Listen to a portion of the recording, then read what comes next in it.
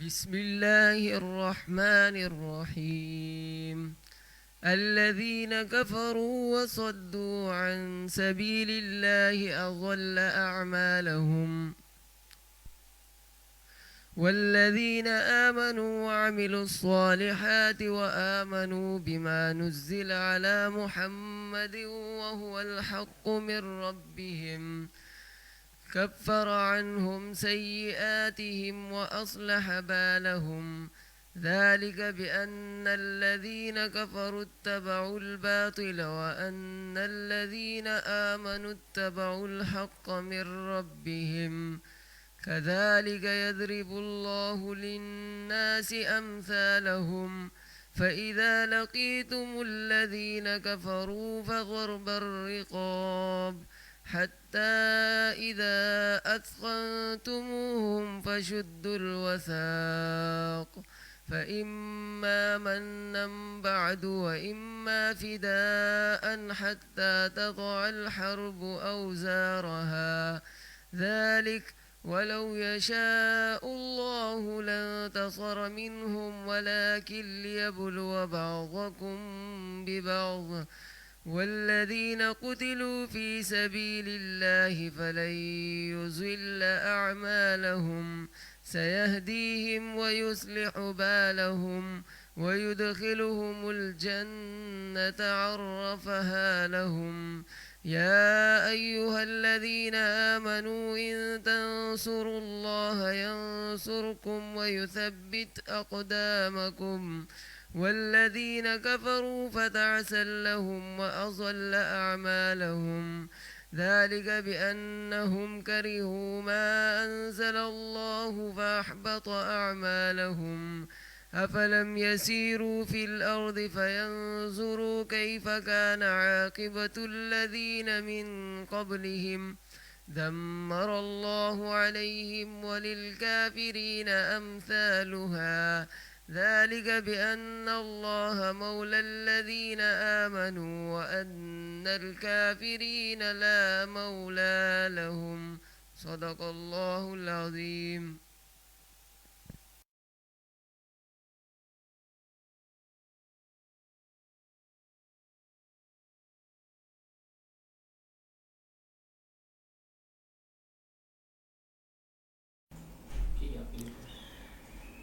الحمدللہ رب العالمین والصلاة والسلام علی رسولہ الکریم وعلی آلہ واصحابہ اجمعین. تمام بہنوں کو السلام علیکم ورحمۃ اللہ وبرکاتہ. آج ہمیں کچھ تاخیر ہو گئی ہے کچھ ٹیکنیکل پرابلمس کی وجہ سے. ہوتا وہی جو اللہ تعالیٰ کی پلاننگ میں ہوتا ہے، سب کچھ اللہ ہی کے ہاتھ میں ہے، اور انشاءاللہ ہم کوشش کریں گے کہ آج ہم وقت پر ختم کریں. اللہ تعالیٰ ہمارے لیے آسان کرے. آج ہمارے دورہ ترجمہ قرآن کا 17واں دن ہے، جمعے کا دن. 14 روزے ہو گئے. بہت تیزی سے یہ رمضان کا مہینہ گزر رہا ہے. یہ مبارک ساتیں بہت تیزی سے گزر رہی ہیں، اور قدر کرنے والوں کا احساس ہے کہ ان کو کس طرح زیادہ سے زیادہ فائدہ اٹھائیں. اللہ تعالیٰ ہمیں اس رمضان سے بہترین طریقے سے فائدہ اٹھانے والا بنا دے. ہم سورہ محمد کا پہلے رکوع کی آپ نے تلاوت سنی، اور مجھے امید بھی ہے کہ آپ نے تلاوت آگے تک کی کر لی ہوگی. ہم آج ہم سورہ محمد سے ابتدا کریں گے اس دعا کے ساتھ کہ اللہم جل حاضر القرآن اماما و نورا و ہدی و رحمہ. اللہ تعالیٰ اس قرآن کو ہمارے لیے امام بنا دیں، نور بنا دیں، ہدایت اور رحمت بنا دیں. رب اشرح لی صدری ویسر لی امری واحلل عقدۃ من لسانی یفقہوا قولی. سبحانک لا علم لنا الا ما علمتنا انک انت العلیم الحکیم. رب زدنی علما رب زدنی علما رب زدنی علما. سورہ محمد یہ مدنی صورت ہے اور مدینہ کی ابتدائی دور کی صورت ہے، اور اس کا دوسرا نام سورہ قتال بھی ہے، کیونکہ اس میں قتال کے بارے میں کافی ڈسکس کیا گیا ہے. قتال میدان جنگ میں جو ہونے والی براہ راست جنگ کو کہا جاتا ہے، اور مسلمان ابھی مدینہ آ چکے تھے مگر ابھی کوئی جنگ نہیں ہوئی تھی، ابھی غزوہ بدر نہیں ہوئی تھی. مسلمانوں کو ہتھیار اٹھانے کا اور جنگ کرنے کی اجازت دے دی گئی تھی سورہ حج میں اور سورہ بقرہ میں، لیکن ابھی کوئی جنگ نہیں ہوئی تھی۔ اور اس بات کو اگر ذہن میں رکھیں کہ مسلمان جب مدینہ آ گئے تھے، اصل میں ہم یہ بات اگر ذرا سا سمجھ لیں تو ہمارے لیے آگے صورت کو سمجھنا ذرا سا آسان ہو جائے گا کہ مسلمان مدینہ آ چکے تھے اور مسلمانوں کی ایک واضح ریاست بن چکی تھی، اور مکہ کے کافر اور مدینہ کے مسلمان دو واضح علیحدہ گروہ ہو چکے تھے۔ یہ دو مختلف ایک دوسرے کے مقابل نقطہ نظر، ایک دوسرے کے مقابل ایک پورا نظام، تہذیب، یہ واضح طور پہ علیحدہ ہو چکے تھے۔ لیکن مدینہ بھی بہت کمزور حالات میں تھا، مسلمان ہجرت کر کے آئے تھے، جو مدینہ کے مسلمان تھے وہ بھی کم تھے، اور مکہ بھی اسٹرانگ پوزیشن میں تھا۔ اس وقت اللہ تعالیٰ یہ جہاد کے متعلق مسلمانوں کی تربیت کر رہے ہیں، اور اس میں جہاں جہاد سے متعلق بات ہے وہاں ایک بہت اہم موضوع اس کا منافقین، حقیقی مومن اور منافق کا تقابل بھی ہے۔ منافق مدینہ میں آ کے ہی ہمیں نظر آئے، وہ افراد جو سب کے ساتھ ایمان تو لے آئے تھے لیکن انہوں نے وہ سختیاں نہیں گزاری تھیں، انہوں نے وہ ایمان ابھی اس طرح سے ان کے دل کی گہرائی میں نہیں اترا تھا، اسلام کے لیے وہ قربانیاں نہیں دی تھیں، تو وہ حقیقی مومن نہیں تھے۔ تو اللہ تعالیٰ ویسے تو بات ان سے کر رہا ہوتا، لیکن ہمارے سامنے اللہ تعالیٰ ایک حقیقی ایمان، حقیقی مومن اور ایک منافق، ایک صرف رسمی مسلمان، ان کا تقابل بار بار رکھ رہے ہیں تاکہ ہم سمجھیں کہ اصل میں اللہ کا مطلوب کیا ہے۔ اللہ کا مطلوب وہ حقیقی مومن ہے۔ اللہ تعالیٰ ہمارے لیے سمجھنا آسان کریں۔ اعوذ باللہ الشیطان الرجیم، بسم اللہ الرحمن الرحیم۔ جن لوگوں نے کفر کیا اور اللہ کے راستے سے روکا، اللہ نے ان کے اعمال کو رائے گاں کر دیا، اور جو لوگ ایمان لائے اور جنہوں نے نیک عمل کیے اور اس چیز کو مان لیا جو محمد صلی اللہ علیہ وسلم پر نازل ہوئی ہے، اور وہ ہے سراسر حق ان کے رب کی طرف سے، اللہ نے ان کی برائیاں ان سے دور کر دی اور ان کا حال درست کر دیا۔ یہ اس لیے کہ کفر کرنے والوں نے باطل کی پیروی کی اور ایمان لانے والوں نے اس حق کی پیروی کی جو ان کے رب کی طرف سے آیا ہے۔ اس طرح اللہ لوگوں کو ان کی ٹھیک ٹھیک حیثیت بتائے دیتا ہے۔ دیکھیں، اس سے پہلے بھی ہم جو صورتیں شروع کرتے رہے ہیں، عام طور پر صورتوں کا جو ابتدا ہوتی ہے وہ اس کتاب کے تعارف سے ہوتی ہے، وہ اللہ کی تعریف سے ہوتی ہے، کچھ ایسی، لیکن یہ ایک دم ایسا لگ رہا ہے کہ بالکل اللہ تعالیٰ نے بیچ میں سے بات شروع کر دی ہے۔ اللہ تعالیٰ نے واضح طور پر دو چار کر کے ابتدا ہی میں بتا دیا کہ مومن اور کافر میں اصل میں فرق کیا ہے، کیا چیز ہے جو مومن کو کافر سے علیحدہ کرتی ہے، اور مومن اور کافر میں فرق کرنے والی چیز کیا ہے۔ دونوں کو تقابل آمنے سامنے رکھ کے اللہ تعالیٰ نے ہمیں واضح طور پہ بتا دیا ہے۔ اللہ تعالیٰ نے فرمایا کہ جن لوگوں نے کفر کیا اور اللہ کے راستے سے روکا، اللہ نے ان کے اعمال کو بھٹکا دیا، رائے گاں کر دیا، اور یہ وہ لوگ جنہوں نے کفر کیا، اللہ کو نہیں مانا۔ دیکھیں، جب اللہ کا نبی آ جاتا ہے اور اللہ کی ہدایت آ جاتی ہے تو خود بخود لوگ دو فرقوں میں خود بخود بڑھ جاتے ہیں، دو گروہ خود بخود ہو جاتے ہیں، کچھ لوگ مان لیتے ہیں اور کچھ لوگ اس کو نہیں مانتے۔ نہ ماننے والوں کو اللہ تعالیٰ فرما رہے ہیں، ایک تو انہوں نے خود کفر کیا، نہیں مانا، اور جو نہیں مان رہا ہوتا وہ اپنے رویے سے، اپنے باتوں سے، ضروری نہیں ہے کہ تبلیغ کر کے ہی اسلام سے روکے، وہ اپنے رویے سے، اپنے باتوں سے بھی جتنے لوگوں پر اثر انداز ہو رہا ہوتا ہے وہ اللہ کے راستے سے روک رہا ہوتا ہے دوسروں کو، اللہ نے ان کے اعمال کو ضائع کر دیا۔ عدل کا لفظ آیا ہے، بھٹکا دیا۔ جب انسان اللہ کو نہیں مانتا اور یہ سمجھتا ہے کہ میں کسی کا غلام، کسی کا بندہ نہیں ہوں اور دنیا ایسے ہی چل رہی ہے، جو دل چاہے کروں، تو وہ بنیادی طور پر بنیادی چیز کو نہیں سمجھ رہا ہوتا، وہ حقیقت سے ہٹ جاتا ہے، تو پھر اس کے سارے اعمال پھر غلط راستے پہ، غلط ڈائریکشن میں چلے جاتے ہیں، اس کے اعمال رائے گاں ہو جاتے ہیں، بھٹک جاتے ہیں۔ اور اس کے مقابلے میں جو لوگ ایمان لائے اور ایمان لانے کے بعد نیک عمل کیا، یعنی کہ حقیقی طور پر ایمان لائے اور اس کے مطابق عمل بھی کیا، اور اس قرآن کو مان لیا جو رسول اللہ صلی اللہ علیہ وسلم پہ نازل ہوئی ہے، یعنی کہ پورے پیروی کرنے والے، اس نظام کی پیروی کرنے والے بنے، تو اللہ نے ان کی برائیاں دور کر دی اور حال درست کر دیا، کیونکہ وہ حقیقت کو پا گئے تھے، اس کائنات کی حقیقت کو پا گئے تھے، اور ان کے صحیح راستے میں، ان کے عمل صحیح راستے میں لگ گئے تھے۔ تو ایک تو ان کے صحیح عمل، ان کے جو عمل تھے وہ درست ہو گئے تھے، اور پھر اللہ تعالیٰ نے ان کی برائیاں بھی دور کر دی، جو ان کی پچھلی خامیاں تھیں وہ دور کر دی اور گناہ معاف کر دیے۔ دیکھیں، بات اللہ تعالیٰ نے یہاں یہ بتائی کہ فرق صرف اس وجہ سے نہیں ہوگا کہ وہ اللہ کے فیورٹ ہیں اور وہ اللہ کے کوئی دشمن ہیں، اصل میں ان کے اپنے عمل کی وجہ سے یہ فرق ہوا ہے۔ اللہ تعالیٰ نے فرمایا کہ یہ اس لیے کہ کفر کرنے والوں نے باطل کی پیروی کی اور ایمان لانے والوں نے حق کی پیروی کی جو ان کے رب کی طرف سے آیا ہے. اور یہ والی بات ہم زیادہ تر ہم کیمپسز میں دنیات کتاب پڑھ چکے ہیں. اس میں مولانا مدودی رحمۃ اللہ علیہ نے بہت اچھی طرح سے اس کو بتایا کہ پوری کائنات اللہ کی مسلم ہے اور تمام انسان بھی چاروں ناچار اللہ کی اطاعت کر رہے ہیں، لیکن جو اختیار کا چھوٹا سا دائرہ ہے اس میں انسان اللہ کی نافرمانی کر رہا ہوتا ہے. تو جو اللہ کی نافرمانی کرتا ہے وہ اصل میں حقیقت سے ہٹ کے چل رہا ہوتا ہے، اور جو مومن ہیں جو وہ حقیقت کو جان لیتا ہے وہ حقیقت کے مطابق چل رہا ہوتا ہے. اس وجہ سے اس کے ساری چیزیں درست ہوتی ہیں اور اس کا رزلٹ بھی آتا ہے. یہ صرف اللہ کی طرف سے کوئی نعوذ باللہ کوئی ویسا فیصلہ نہیں ہے، کوئی وہ ان کے فیوریٹ ہیں اور وہ دشمن ہیں، اس حوالے سے کوئی بات نہیں ہے. اور یہ جو فرق پڑتا ہے یہ صرف دعویٰ نہیں پیروی سے پڑتا ہے. کفر کرنے والوں نے باطل کی پیروی کی، ایمان لانے والوں نے حق کی پیروی کی. دونوں میں فرق ان کے عمل سے پڑتا ہے، اور جو جیسے سوچ ہوتی ہے ویسے ہی عمل ہوتے ہیں. اللہ تعالیٰ نے فرمایا اس طرح اللہ لوگوں کو ان کی ٹھیک ٹھیک حیثیت بتائے دیتا ہے. اب یہاں پر کافر اور مسلمان دونوں مکہ اور مدینہ میں واضح طور پہ دو علیحدہ گروہ بن چکے تھے، اور یہاں پہ اللہ تعالیٰ دونوں کو واضح طور پہ بتا رہے ہیں کہ دونوں میں اصل میں فرق ہوتا کیا ہے. دونوں میں فرق اصل میں اس پیروی پر ہوتا ہے کہ وہ کر کیا رہے ہیں، ان کا عمل کے لحاظ سے ہوتا ہے. اگر ایک کلمہ گو ہے مگر عمل اس کا ویسے ہی کافر جیسا ہے، اللہ تعالیٰ اس کو قبول نہیں کرتے. اللہ تعالیٰ کی نظر میں وہ ایمان نہیں ہے. دونوں کے ڈائریکشن مختلف ہے، دونوں کا عمل مختلف ہے، اس کی وجہ سے اللہ تعالیٰ کے لیے دونوں کے فیصلے مختلف ہیں. اللہ تعالیٰ فرما رہے ہیں بس جب ان کافروں سے تمہاری مٹبھیڑ ہو تو پہلا کام گردنیں مارنا ہے، یہاں تک کہ جب تم ان کو اچھی طرح کچل دو تب قیدیوں کو مضبوط باندھو. اس کے بعد تمہیں اختیار ہے احسان کرو یا فدیہ کا معاملہ کرو تاکہ لڑائی اپنے ہتھیار ڈال دیں. دیکھیں ابھی پہلی جنگ کا بھی موقع نہیں آیا ہے، ابھی غزوہ بدر نہیں ہوئی ہے.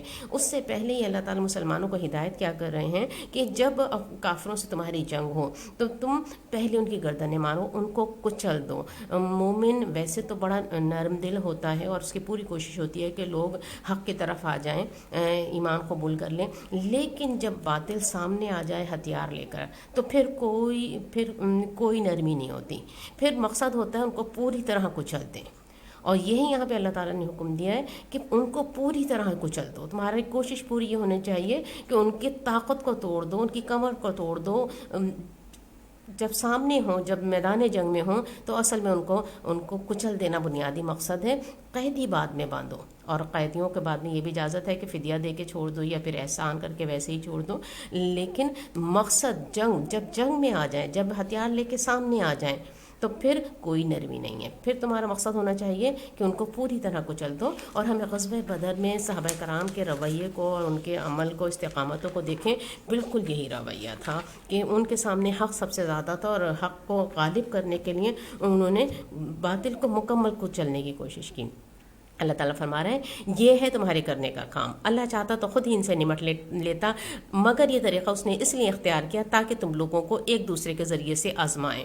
بہت اہم بات اللہ تعالیٰ نے فرمائی ہے کہ اللہ چاہتا تو خود نمٹ لیتا. اللہ تعالیٰ کو کسی ذریعے وسیلے کی کوئی ضرورت نہیں ہے. اللہ تعالیٰ کو تو فرشتوں کی بھی ضرورت نہیں ہے. اللہ تعالیٰ تو کن کہتے ہیں سب کچھ ہو جاتا ہے.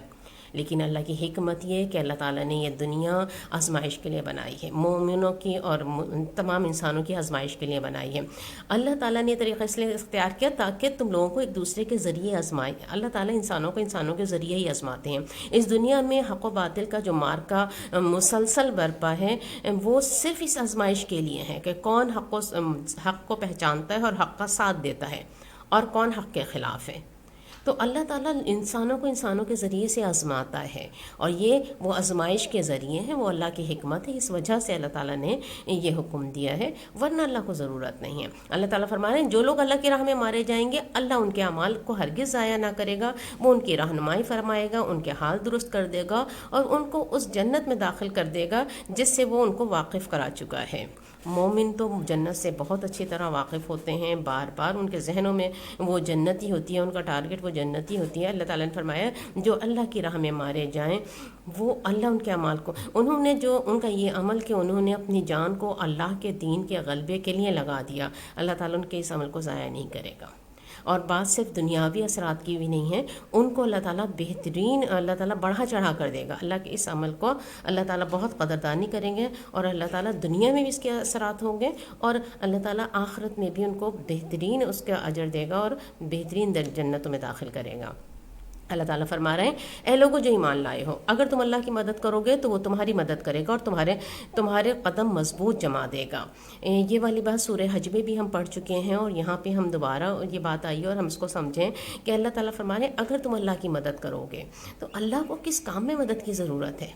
دیکھا جائے ابھی تو اللہ تعالیٰ نے خود فرمایا کہ اللہ تعالیٰ چاہتا تو خود نمٹ لیتا۔ اللہ، ہم دیکھیں کہ اللہ اپنی مدد کس کو کہتا ہے۔ جب حضرت آدم علیہ السلام کو اللہ تعالیٰ نے دنیا میں بھیجا تھا تو اس وقت وعدہ کیا تھا کہ میرے پاس سے تمہارے پاس ہدایت آئے گی، تو ہدایت بھیجنے کا، ہدایت پہنچانے کا ذمہ اللہ تعالیٰ نے خود لیا تھا، یہ اللہ کی ذمہ داری ہے۔ اور اس کام میں جو اللہ کی مدد کرتا ہے وہ اللہ کا مددگار ہے۔ اللہ تعالیٰ یہ کام اپنے نبیوں سے لیتے ہیں، اللہ تعالیٰ بندوں میں سے ہی کچھ بندوں کو چن کر ان کے ذریعے سے یہ کام لیتے ہیں، اور نبیوں کے ساتھ مل کر جو لوگ اللہ کے دین کو پھیلانے اور اللہ کے دین کو غالب کرنے کی جدوجہد کرتے ہیں، اللہ تعالیٰ کہتے ہیں وہ میرا کام ہے، وہ میرے مددگار ہیں۔ حقیقتاً اللہ تعالیٰ کو مدد کی ضرورت نہیں ہے، لیکن ان لوگوں کی عزت افزائی کے لیے اللہ تعالیٰ نے ان کو اپنا مددگار قرار دیا ہے۔ انصار اللہ، ویسے تو مدینہ کے جو مسلمان تھے جنہوں نے مہاجرین کی مدد کی تھی، اسلام کی مدد کی تھی، ان کو کہا جاتا ہے انصار اللہ، لیکن قرآن کی اصطلاح میں وہ تمام افراد انصار اللہ ہیں، اللہ کے مددگار ہیں، جو کہ اللہ کے دین کے غلبے کی کسی نہ کسی شکل میں کوشش کر رہے ہیں، جدوجہد کر رہے ہیں۔ اللہ تعالیٰ فرما رہے ہیں تم اللہ کی مدد کرو گے تو وہ تمہاری مدد کرے گا، تمہارے قدم مضبوط جما دے گا۔ اگر تم صرف اللہ کے دین کے غلبے کے لیے یہ جنگ کرو گے تو پھر اللہ بھی تمہاری مدد کرے گا، پھر تمہارے قدم بھی مضبوط جما دے گا، تمہارے سارے اسباب تمہارے لیے مہیا کر دے گا۔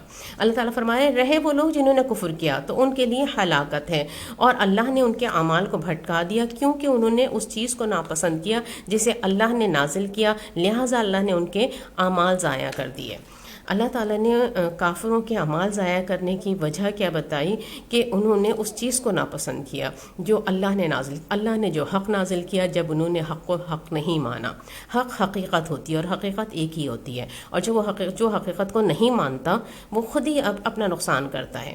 تو انہوں نے جب اس حقیقت کو نہیں مانا کہ اللہ ہی مالک ہے اور اللہ ہی معبود ہے اور وہی کائنات کو چلا رہا ہے، جب انہوں نے اس حقیقت کو نہیں مانا تو خود بخود ان کے اعمال ضائع ہو گئے، وہ سارے بھٹک گئے۔ تو پھر اس کا اجر ان کو کیسے ملے گا؟ ان کی ہلاکت اس وجہ سے ہے۔ اللہ تعالیٰ فرما رہے ہیں کیا یہ زمین میں چلے پھرے نہ تھے کہ ان لوگوں کا انجام دیکھتے جو ان سے پہلے گزر چکے ہیں؟ اللہ نے ان کا سب کچھ ان پر الٹ دیا، اور ایسے ہی نتائج ان کافروں کے لیے مقدر ہیں۔ بار بار اللہ تعالیٰ پچھلی قوموں کا ذکر کر کے ہمیں بتاتے ہیں کہ کتنے ہی طاقتور کیوں نہ ہوں، لیکن جب اللہ کے اس پیغام کو نہیں مانتے اور اس سے ہٹ کے چلتے، اللہ سے کفر کرتے ہیں اور اس سے ہٹ کر چلتے ہیں، اور ایک حد تک اللہ تعالیٰ ان کو مہلت دیتا ہے، پھر اس کے بعد اللہ تعالیٰ ان کو الٹ دیتا ہے۔ اور یہ اللہ کا طریقہ ہے اور سنت ہے، اور اس میں ہمارے لیے بہت ساری نشانیاں، بہت سمجھنے والی چیز ہے۔ اللہ کا یہ جو اصول ہے یہ آج بھی تبدیل نہیں ہوا۔ اللہ تعالیٰ ایک حد تک ان کو مہلت دیتا ہے، پھر بعد میں ان کو الٹ دیتا ہے۔ اور دیکھیں یہ اس وقت ابھی غزوہ بدر بھی نہیں ہوا ہے، اور ابھی مکہ بہت اسٹرانگ پوزیشن میں ہے، اور اللہ تعالیٰ ابھی سے بتا رہے ہیں یہ ایسے ہی نتائج کافروں کے لیے مقدر ہیں، اور پھر یہی ہوا نا، بہت جلدی ہوا، صرف 8 سال میں ہوا۔ اللہ تعالیٰ فرما رہے ہیں یہ اس لیے کہ ایمان لانے والوں کا حامی و ناصر اللہ ہے اور کافروں کا حامی و ناصر کوئی نہیں۔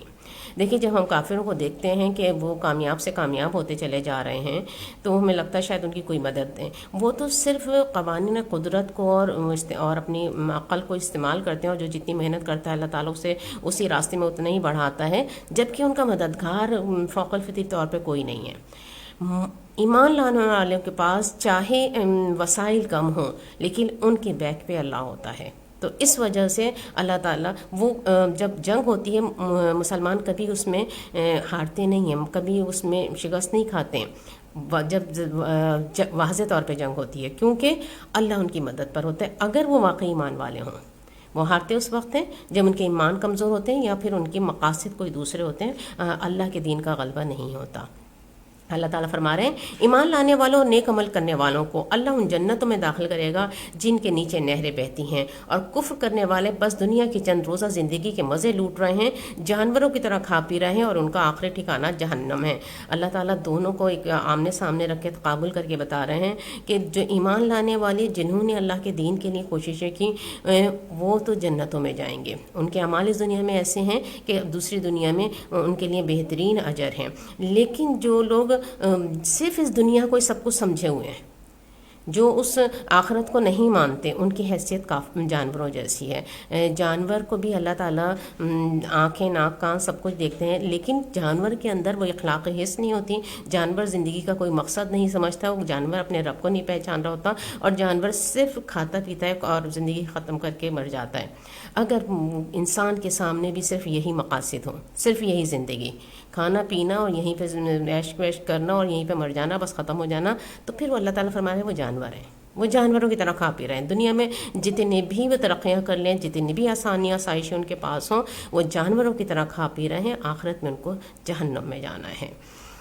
اللہ تعالیٰ ہمیں ہدایت دے، سمجھ دے، ہم جانوروں سے بلند تر اٹھ کے اپنی اس اخلاقی حیثیت کو سمجھیں۔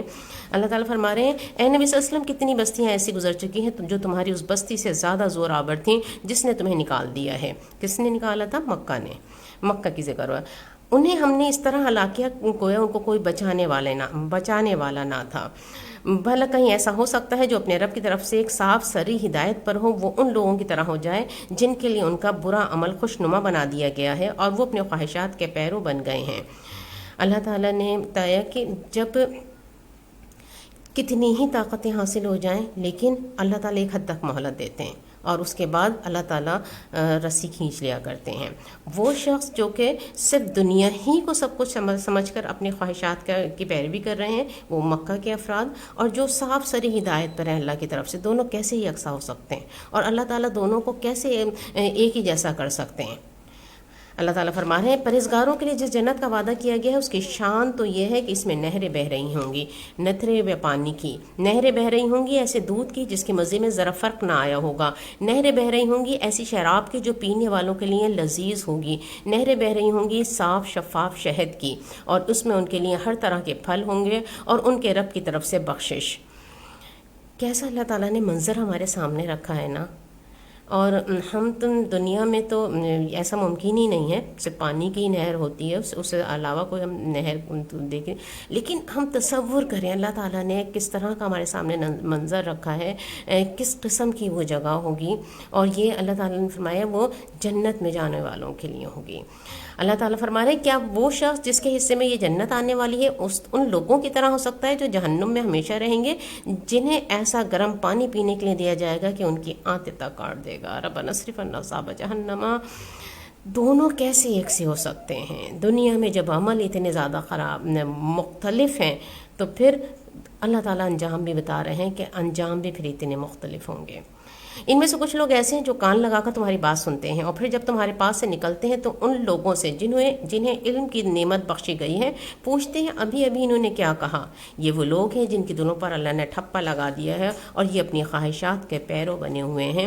رہے وہ لوگ جنہوں نے ہدایت پائی اور اللہ ان کو اور زیادہ ہدایت دیتا ہے اور انہیں ان کے حصے کا تقوی عطا فرماتا ہے۔ یہاں بڑی سمجھنے والی بات ہے کہ یہ کن کا ذکر ہو رہا ہے۔ یہ وہ کمزور ایمان والے افراد جو کہ سب مسلمان ہو رہے تھے، پورا کا پورا قبیلہ تو مسلمان تو ہو گئے تھے لیکن ابھی وہ ایمان کو اتنا سمجھے نہیں تھے، ابھی تک وہ اپنی خواہشات کے پیرو ہی بنے ہوئے تھے، ایمان کے دل میں نہیں اترا تھا۔ رسول اللہ صلی اللہ علیہ وسلم کی محفل میں آتے تھے، وہ قرآن بھی سنتے تھے، آپ صلی اللہ علیہ وسلم کی حکمت بھری باتیں بھی سنتے تھے، لیکن ان کی کچھ سمجھ میں نہیں آتا تھا، سب اوپر سے گزرتا تھا، اور وہ وہاں سے جب نکلتے تھے تو کہتے تھے انہوں نے ابھی بھی کیا کہا ہے، کچھ سمجھ میں نہیں آتا تھا۔ قرآن نے ہمیں بتایا نا کہ یہ دل بہی کثیرہ و یہدی بہی کثیرہ، اس سے قرآن سے اللہ تعالیٰ کا بہت سو کو گمراہ بھی کرتا ہے اور بہت سو کو ہدایت بھی دیتا ہے۔ وہ بالکل کچھ سمجھنے والے نہیں تھے۔ دیکھیں ان کی محرومی کا تصور کریں، رسول اللہ صلی اللہ علیہ وسلم کی زبان مبارک سے خود ڈائریکٹ قرآن سن رہے ہیں، آپ صلی اللہ علیہ وسلم کی حکمت پر یہ باتیں سن رہے ہیں، کچھ پلے نہیں پڑ رہا۔ کیوں نہیں پڑھ رہا؟ کیونکہ ان کے دلوں پہ ٹھپا لگا ہوا ہے، خواہشات کے پیروں بنے ہوئے ہیں، وہ ان کے دلوں میں وہ ایمان نہیں اترا تھا، اس وجہ سے ان کے سمجھ میں کچھ نہیں آیا تھا۔ دیکھیں انسان کا جو ذہن ہے، دماغ ہے، اس کے دل کے پیچھے چلتا ہے۔ جب دل ہی پہ ٹھپا لگ گیا تھا، دل ہی میں بات نہیں اتری تھی، تو اس کو بات پھر کبھی سمجھ میں نہیں آتی۔ اور ایسے لوگ ہم نے دیکھے ہوں گے نا کہ بہترین باتیں ان کے اوپر سے گزرتی ہیں، ان کو سمجھ میں نہیں آتی، کیونکہ دنیاوی نقطۂ نظر ہوتا ہے ان کا۔ اللہ تعالیٰ ایسے لوگوں کو نہیں سنواتا، کیونکہ اللہ تعالیٰ نے بتایا کہ ان کے دلوں پہ اللہ نے مہر لگا دی ہے، کیونکہ یہ اپنے خواہشات کے پیرو بنے ہوئے ہیں۔ اور اس کے مقابلے میں جنہوں نے ہدایت پائی، اللہ ان کی، جب وہ رسول اللہ صلی اللہ علیہ وسلم کی باتیں سنتے ہیں، جب وہ قرآن پڑھتے ہیں، تو اللہ ان کی ہدایت کو اور زیادہ کر دیتا ہے۔ سورہ انفال میں ہم نے پڑھا تھا نا کہ ایمان لانے والے تو وہ ہیں جب ان کے سامنے آیات پڑھی جاتی ہیں، اللہ قرآن کی آیت پڑھی جاتی ہے، تو ان کا ایمان زیادتہم ایمانم، ان کا ایمان اور زیادہ بڑھ جاتا ہے۔ اللہ تعالیٰ ان کی ہدایت کو اور زیادہ کر دیتا ہے، ایمان بھی گھٹتا بڑھتا رہتا ہے۔ رسول اللہ صلی اللہ علیہ وسلم نے فرمایا تھا ایمان کبھی بدر کی طرح پورے چاند کی طرح ہوتا ہے اور کبھی ہلال کی طرح سے ہوتا ہے۔ تو ایمان، جب وہ رسول اللہ صلی اللہ علیہ وسلم کی محفل میں بیٹھتے ہیں یا جب وہ قرآن سنتے ہیں تو ان کا ایمان بڑھ جاتا ہے، اور اللہ تعالیٰ فرما رہے ہیں ہم انہیں ان کے حصے کا تقوی عطا فرماتا ہے، ان کے تقوی میں اضافہ ہوتا ہے۔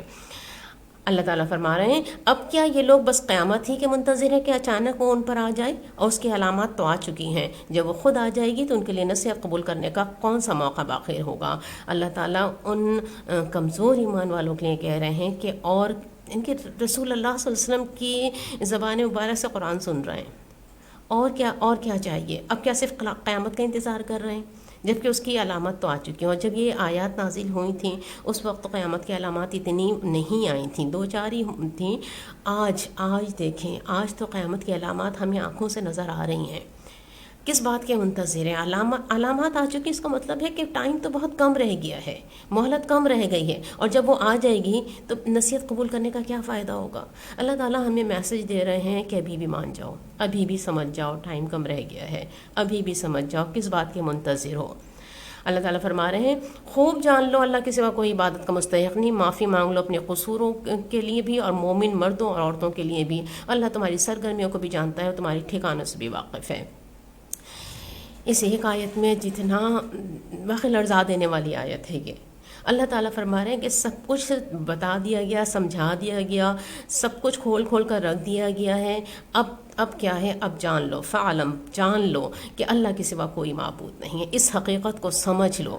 اور جب جو اس حقیقت کو سمجھ لے گا اس کا رویہ کیا ہونا چاہیے؟ وہ معافی مانگے اپنے لیے بھی اور مومن مردوں اور عورتوں کے لیے بھی۔ اور آج کے جو حالات ہیں، آج کے جن عذاب میں ہم گرفتار ہیں، جس قسم کے حالات میں گرفتار ہیں، اس میں تو یہ والی آیت تو ہم سے بہت کچھ کہہ رہی ہے۔ جان لیں، یہ حالات ہمیں سمجھا رہے ہیں کہ اللہ کے سوا کوئی معبود نہیں ہے، اور پھر اس کی یہ حقیقت جان لینے کے بعد رویہ کیا ہونا چاہیے؟ اللہ کے سامنے جھک جائیں، اس سے معافی مانگے اپنے لیے بھی، مومن مردوں اور عورتوں کے لیے بھی۔ اللہ تعالیٰ فرما رہے ہیں اللہ تمہاری سرگرمیوں کو بھی جانتا ہے، ٹھکانے سے بھی واقف ہے۔ متقلبکم کا لفظ آیا ہے جہاں تم بار بار پلٹتے ہو، جہاں دل اٹکے ہوئے ہیں، اللہ کو پتہ ہے تمہارے دل کہاں اٹکے ہوئے ہیں اور تمہارے ٹھکانے کہاں ہیں۔ اللہ سے کچھ بھی پوشیدہ نہیں ہے۔ یہاں اللہ تعالیٰ نے ایمان حقیقی کی دعوت دی ہے کہ صحیح معنوں میں اس رب کو مان لو اور اپنے قصور کی معافی چاہو۔ اللہ سے کچھ چھپا تو سکتے نہیں ہو، یقیناً اللہ سے ہمارا کچھ چھپا ہوا نہیں ہے۔ اللہ کو پتہ ہے ہمارے دل کہاں اٹکے ہوئے ہیں، ہماری سرگرمیاں کہاں ہیں، ہم کہاں بھاگ دوڑ کر رہے ہوتے ہیں، ہمارے ٹھکانے کہاں ہیں۔ اللہ سے کچھ چھپا ہوا نہیں ہے۔ اس رب کے سامنے جھک جائیں، اس سے معافی مانگ لیں، اس کی اطاعت کی طرف آ جائیں۔ صحیح راستہ صرف یہی ہے۔ اللہ تعالیٰ ہمیں بہت استغفار کرنے والا بنا دے۔ اللہ تعالیٰ فرما رہے ہیں جو لوگ ایمان لائے ہیں وہ کہہ رہے تھے کہ کوئی صورت کیوں نہ نازل کی جاتی جس میں جنگ کا حکم دیا جائے، مگر جب ایک محکم صورت نازل کر دی گئی جس میں جنگ کا ذکر تھا تو تم نے دیکھا جن کی دلوں میں بیماری تھی وہ تمہاری طرف اس طرح دیکھ رہے ہیں جیسے کسی پر موت چھا گئی ہو۔ یہ کن لوگوں کا ذکر ہے؟ یہ ان کمزور ایمان والوں کا ذکر ہے جو ایمان کے دعوے تو بڑے کیا کرتے تھے اور مدینے میں رسول اللہ صلی اللہ علیہ وسلم سے بار بار کہتے تھے کہ مسلمانوں کو جنگ کی اجازت ملنی چاہیے اور مسلمان حق پر ہیں اور اب تک جنگ کی اجازت کیوں نہیں ملتی۔ لیکن جب وہ سورہ حج کی آیات آ گئیں اور جنگ کی اجازت دے دی گئی تو پھر ان کی کیفیت یہ تھی کہ جیسے کہ موت چھا گئی ہو. ٹھنڈے ٹھنڈے اسلام کے لیے تو بالکل تیار تھے، نماز پڑھنے کے لیے تیار تھے، روزے رکھنے کے لیے تیار تھے، لیکن جنگ کرنے کے لیے جنگ کی بات آئی تو ان پر موت چھا گئی. کیونکہ اس وقت جو مکہ تھا جس کیفیت میں تھا، مکہ کے افراد جنگجو بھی تھے، مالی لحاظ سے بھی بہت زیادہ مضبوط تھے، کچھ افراد کے لحاظ سے بھی بہت زیادہ تعداد میں تھے، کثیر تعداد میں تھے وہ لوگ. مدینہ بھی بہت زیادہ کمزور پوزیشن میں تھا. اور اس وقت وہ جن کے دلوں میں ایمان نہیں اترا تھا، جو صرف ظاہر کے لحاظ سے دیکھنے والے تھے، باتیں تو بڑی بڑی کر رہے تھے، لیکن جب یہ جنگ کا حکم نازل ہوا تو ان کے موت چھا گئی. اللہ تعالیٰ فرما رہے ہیں کہ افسوس ان کے حال پر، ان کی زبان پر اطاعت کا اقرار اور اچھی اچھی باتیں، مگر جب قطعی حکم دے دیا گیا تو اس وقت وہ اللہ سے اپنے عہد میں سچے نکلتے تو انہی کے لیے اچھا تھا. کون سا عہد؟ کس عہد کی ذکر ہو رہا ہے؟ یہ لا الہ الا اللہ کا ذکر ہو رہا ہے. یہ ایمان لا کر جو عہد کرتے ہیں کہ اللہ کے سوا کسی کی اطاعت نہیں کریں گے، اللہ کے سوا کوئی معبود نہیں ہے. اللہ کی ٹھنڈے ٹھنڈے اطاعت کے لیے تو تیار تھے، لیکن جب اللہ کے لیے جنگ کرنے کی بات ہوئی، اللہ کے دشمنوں سے ٹکرانے کی بات ہوئی، جب وہ پیچھے ہٹ گئے. اللہ تعالیٰ فرما رہے ہیں کہ افسوس ان کے حال پر، ان کی زبان پر ہے اطاعت کا اقرار، اچھی اچھی باتیں، مگر جب قطعی حکم دے دیا گیا تو اس وقت وہ اللہ سے اپنے عہد میں سچے نکلتے تو انہی کے لیے اچھا تھا.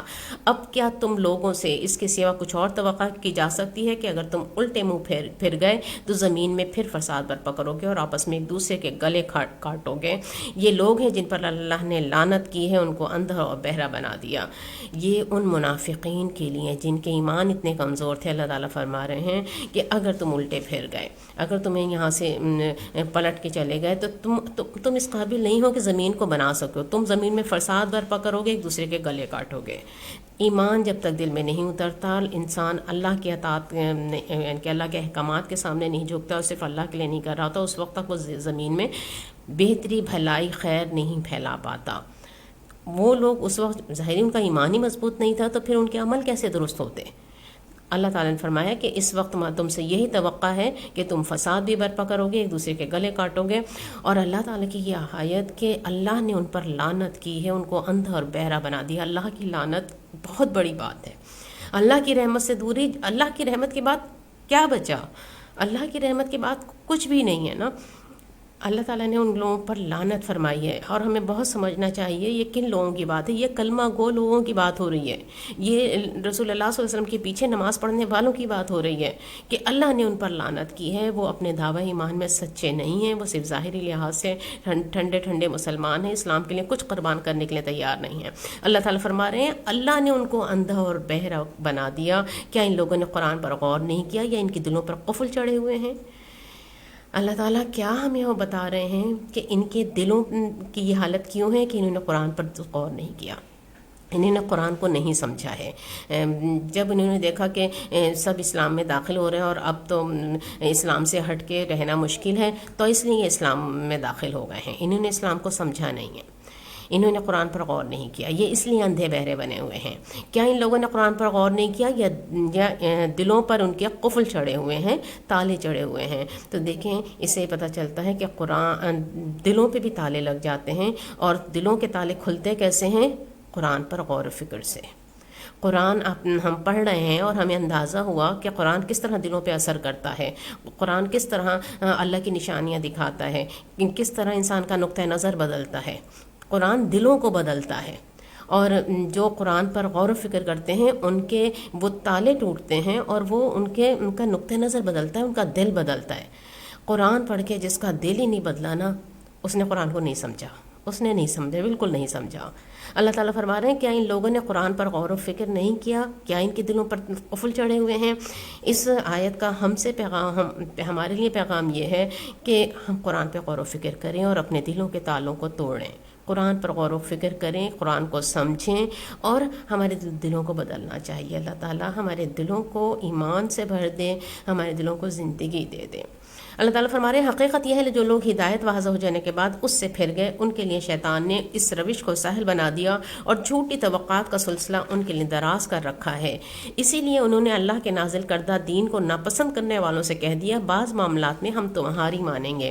بہت سمجھنے والی بات ہے۔ اللہ تعالیٰ آگے کا پورا رکوع منافقین کے بارے میں بتا رہے ہیں، ان کی ذہنیتوں کے بارے میں بتا رہے ہیں، اور ہمارے لیے سمجھنے کی بات یہ ہے کہ ہم ان کی ذہنیتوں کو سمجھیں تاکہ ہم اس چیز سے بچ سکیں۔ اللہ تعالیٰ فرما رہے ہیں کہ ہدایت واضح ہونے کے بعد جو اس سے پھر گئے، اللہ تعالیٰ نے ان کو کلمہ پڑھنے کی توفیق دے دی، اسلام میں داخل ہو گئے تھے، ہدایت ان تک پہنچ گئی تھی، مگر پھر اس سے پھر گئے۔ اس شیطان نے ان کے لیے اس پھرنے کے روش کو سہل بنا دیا، شیطان نے ان کو جھوٹی توقعات میں دراز کر دیا کہ دنیاوی لحاظ سے جب یہ ان کو لگتا ہے جو ان کی یہ ڈبل پالیسی ہے کہ آدھا آدھا اسلام اور باقی دوسروں کے ساتھ، اس سے دنیا میں ان کو بڑی ترقی ملے گی، دنیا کا کوئی نقصان نہیں ہوگا۔ ہم نے سورہ حج میں پڑھا تھا نا کہ وہ لوگ جو کہ آخری کونے پہ رہ کر، کناروں پر رہ کر اللہ کی بندگی کرتے ہیں، فائدہ ہو گیا تو ٹھیک ہے اور ذرا نقصان ہوا پلٹ گئے، یہ وہی والے ہیں۔ اور شیطان ان سے کہتا ہے کہ جہاں جہاں تک فائدہ ہے اور یہ تمہاری پالیسی ٹھیک ہے کہ یہاں اللہ کی اطاعت کر لو، جنت بھی مل جائے گی، اور یہاں پر اللہ کے دشمنوں کی بات مان لو، یہاں پہ تمہاری دنیا بھی بن جائے گی، دنیا بھی نہ جائے اور جنت بھی مل جائے۔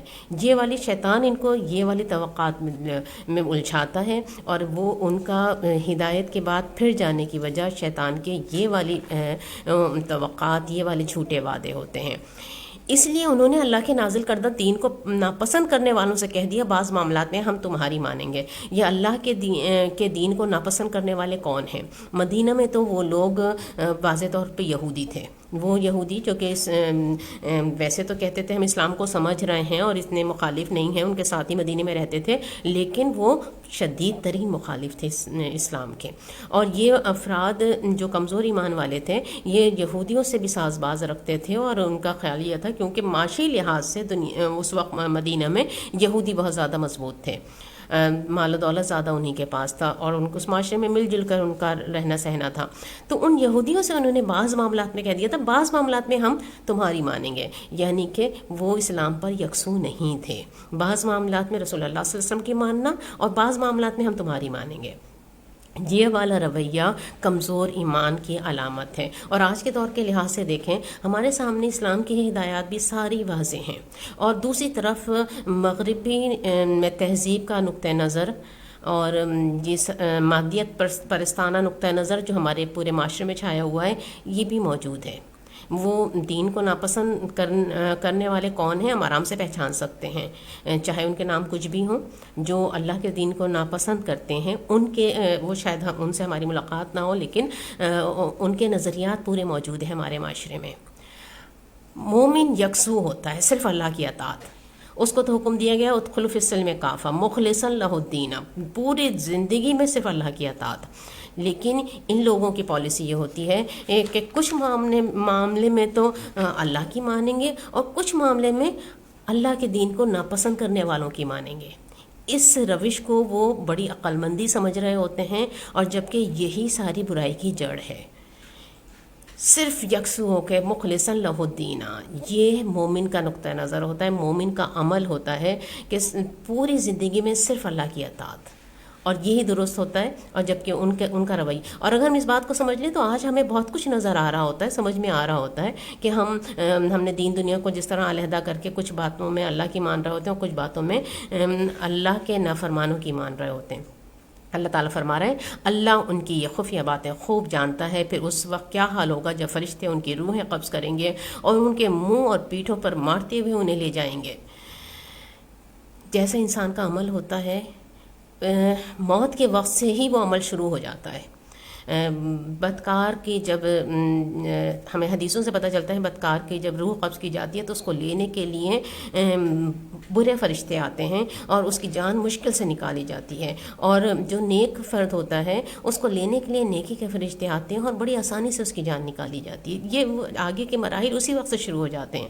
اللہ تعالیٰ فرما رہے ہیں کہ اس وقت کیا حال ہوگا جب فرشتے اس کی روحیں قبض کریں گے، ان کے منہ اور پیٹھوں پر مارتے ہوئے انہیں لے جائیں گے۔ یہ اسی لیے تو ہوگا کہ انہوں نے اس طریقے طریقے کی پیروی کی جو اللہ کو ناراض کرنے والا تھا، اور اس کی رضا کا راستہ اختیار کرنا پسند نہ کیا، اسی بنا پر اس نے ان کے سب اعمال ضائع کر دیے۔ وجہ یہ ہوگی، ان کا اینڈ یہ ہو رہا ہے، اس اینڈ کی وجہ یہ ہے کہ انہوں نے اللہ کے اطاعت کے راستے کو پسند نہیں کیا تھا، انہوں نے اس کی رضا کا راستہ اختیار کرنا پسند نہیں کیا تھا، بلکہ اللہ کی ناراضگی والا پسند کیا تھا۔ اصل چیز عمل ہے، عمل ایمان کے مطابق نہیں ہے تو یہ اس بات کی علامت ہے کہ ایمان صحیح نہیں ہے، ایمان سچا نہیں ہے۔ اصل چیز عمل ہے، عمل سے ہی پتہ چلتا ہے، اور ان کا عمل یہ بتا رہا تھا کہ ان کو اللہ کی ناراضی کی پرواہ نہیں ہے، ان کا ایمان سچا نہیں ہے۔ اللہ تعالیٰ ہمیں سچا ایمان عطا فرما دے تاکہ ہم صرف اللہ ہی کی رضا کا راستہ اختیار کر لیں۔ اللہ تعالیٰ فرما رہے ہیں کیا وہ لوگ جن کے دلوں میں بیماری ہے یہ سمجھے بیٹھے ہیں کہ اللہ ان کے دلوں کی کھوٹ ظاہر نہیں کرے گا؟ ہم چاہیں تو انہیں تم کو آنکھوں سے دکھا دیں اور ان کے چہروں سے تم ان کو پہچان لو، مگر ان کے انداز کلام سے تو تم ان کو جان ہی لوگے۔ جن کے دلوں میں بیماری ہے، واضح طور پہ ان منافقوں کے لیے کہا جاتا ہے، نفاق کی بیماری کے لیے، اور منافق کو اپنی ظاہری عزت کی بڑی فکر ہوتی ہے کہ ظاہری طور پر اس کو بڑا اچھا سمجھا جائے۔ اللہ تعالیٰ کیا کھول کے بتا رہے ہیں کہ اللہ تعالیٰ ان کی دلوں کی کھوٹ ضرور نکالے گا، ضرور لوگوں کے سامنے آئے گا۔ اللہ چاہے تو آنکھوں سے دکھا دیں، اور آنکھوں سے نہ بھی دکھائیں تو چہروں سے اور انداز کلام سے وہ لوگ پہچان لیے جاتے ہیں۔ اللہ جب تک ان کا پردہ رکھنا چاہتا ہے، اللہ تعالیٰ جب تک ان کو مہلت دینا چاہتا ہے تو وہ نیکوں کے ساتھ ملے جلے رہتے ہیں، لیکن پھر ایسی آزمائشیں ضرور آتی ہیں کہ وہ علیحدہ ہو جاتے ہیں۔ اللہ تعالیٰ فرما رہے ہیں اللہ تم سب کے اعمال سے خوب واقف ہے، ہم ضرور تم لوگوں کو آزمائش میں ڈالیں گے تاکہ تمہارے حالات کی جانچ کریں اور دیکھ لیں تم میں مجاہد اور ثابت قدم کون ہے۔ اللہ تعالیٰ نے فرمایا کہ اس طرح تم سب کے ساتھ ملے جلے نہیں رہ سکتے، ضرور ایسی آزمائشیں آئیں گی کہ چھانٹی ہو جائے گی، اور پتہ چل جائے گا کہ کون ہے کہ جو جہاد کرنے والا ہے اور کون ہے جو صبر کرنے والا ہے۔ ہماری زندگی میں بار بار جو مسائل آ رہے ہوتے ہیں یہ اللہ کی طرف سے آزمائشیں ہوتے ہیں اور یہ چھانٹی کرتے ہیں۔ سورہ عنکبوت کے پہلے رکوع میں اللہ تعالیٰ نے واضح طور پہ بتایا تھا نا کہ لوگوں نے یہ سمجھ رکھا ہے کہ صرف اتنے کہنے پہ چھوڑ دیے جائیں گے ہم ایمان لائیں، ان کو آزمایا نہ جائے گا۔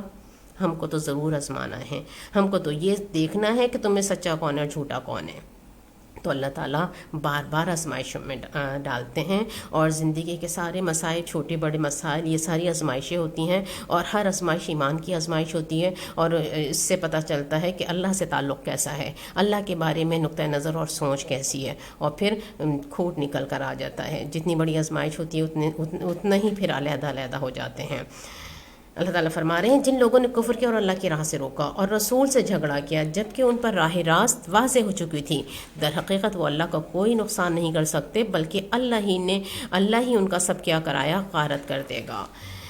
یہ انہی منافقین کا ذکر ہے جنہوں نے کفر کیا، اللہ کی راہ سے روکا، رسول سے جھگڑا کیا جبکہ راہ راست ان پر واضح ہو چکی تھی، راہ راست ان پہ واضح ہو چکی تھی، اس کے بعد انہوں نے اطاعت کا رویہ اختیار نہیں کیا، وہ اللہ کا کچھ نقصان نہیں کر سکتے، اللہ تعالیٰ ان کے سارے اعمال ضائع کر دے گا۔ اے لوگوں جو ایمان لائے ہو، تم اللہ کی اطاعت کرو اور رسول کی اطاعت کرو، اپنے اعمال کو برباد نہ کرو۔ دیکھیں منافقین کا ذکر کرنے اور ان کی ساری حالت کو کھول کے رکھنے کے بعد اب اللہ تعالیٰ ایمان والوں سے مخاطب ہے کہ ان نفاق سے بچنے کا راستہ کیا ہے؟ اللہ ایمان لانے کے بعد اللہ کی اطاعت کرو، رسول کی اطاعت کرو، اپنے اعمال برباد نہ کرو۔ اگر اللہ اور اللہ کے رسول کی ایمان لانے کے بعد اللہ اور اللہ کے رسول کی اطاعت نہیں ہوگی، سارے اعمال برباد ہو جائیں گے۔ کھول کر اللہ تعالیٰ نے بتا دیا۔ مومنوں کو اللہ تعالیٰ راہ عمل دے رہے ہیں، اس نفاق سے بچنے کا راستہ بتا رہے ہیں کہ ایمان لانے کے بعد اللہ اور اللہ کے رسول کی اطاعت کرو۔ دیکھیں منافق کا رویہ یہ ہوتا ہے آسانی میں تو اطاعت کر لیتا ہے، مشکل میں پھر جاتا ہے، اور یہیں پر پتہ چلے گا کس کا ایمان کیسا ہے۔ اور جو مشکل میں بھی اللہ کے رسول کی اطاعت کرتے ہیں، پھر اللہ تعالیٰ اس کے دل میں سکینت بھی نازل کرتے ہیں، پھر اس کی مدد بھی کرتے ہیں، پھر اس کے لیے راستے بھی کھولتے ہیں۔ اللہ تعالیٰ ہمارے ایمانوں کو زیادہ کر دیں، ہمیں اطاعت کرنے والا بنا دیں۔ اللہ تعالیٰ فرما رہے ہیں کفر کرنے والوں، راہ خدا سے روکنے والوں اور مرتے دم تک کفر پر جمے رہنے والوں کو تو اللہ ہرگز معاف نہ کرے گا۔ بس تم بودے نہ بنو، صلح کی درخواست نہ کرو، تم یہ غالب رہنے والے ہو، اللہ تمہارے ساتھ ہے اور تمہارے اعمال کو ہرگز ضائع نہیں کرے گا۔ دیکھیں ابھی غزوہ بدر ہوا نہیں ہے، اور اس سے پہلے اللہ تعالیٰ فرما رہے ہیں کہ جو کافر ہیں، جنہوں نے کھل کر انکار کیا ہے، اللہ ان کے ساتھ نہیں ہے، اللہ ان کو معاف نہیں کرے گا۔ بس تم ان کے سامنے مت دبو، صلح کی درخواست مت کرو، تم غالب رہو گے۔ اور اللہ تعالیٰ کا کئی جگہ یہ وعدہ ہے تم ہی غالب رہو گے اگر تم مومن ہو۔ صرف ایمان کی شرط ہوتی ہے، ایمان کی شرط اگر موجود ہے تو تم ہی غالب رہو گے، اللہ تمہارے ساتھ ہے، تمہارے اعمال کو ہرگز ضائع نہیں کرے گا۔ کتنا اللہ تعالیٰ ہمت بندھا رہے ہیں کہ اب جو ابھی جنگ نہیں ہوئی ہے، جنگ سے پہلے اللہ تعالیٰ کتنی ہمت بندھا رہے ہیں کہ اللہ تمہارے اعمال کو ہرگز ضائع نہیں کرے گا۔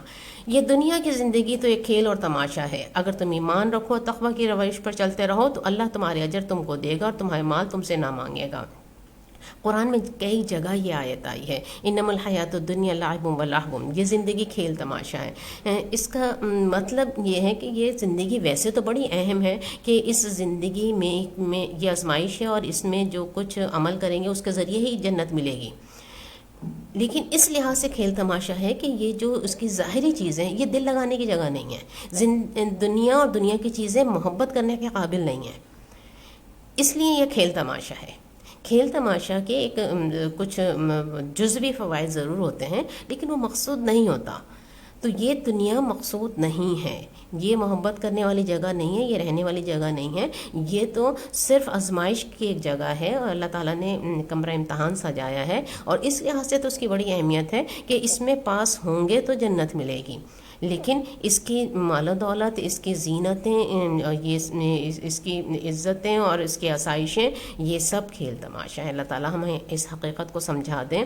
اللہ تعالیٰ فرما رہے ہیں اگر تم ایمان رکھو اور تقوی کی روش پر چلتے رہو، اللہ تمہارے اجر تم کو دے گا اور تمہارے مال تم سے نہیں مانگے گا۔ آگے جو بات ہو رہی ہے وہ مال سے متعلق ہو رہی ہے، اور مال، اللہ تعالیٰ نے مال کی محبت فطری طور پر انسان کے دل میں رکھی ہے، اور مال انسان کی سب سے دو ہی آزمائشیں سب سے بڑی ہوتی ہیں، جو سب سے زیادہ محبت ان دو چیزوں کی ہوتی ہے، جان کی اور مال کی۔ اور مال، جہاں انسان کا دل ہوتا ہے وہیں مال ہوتا ہے۔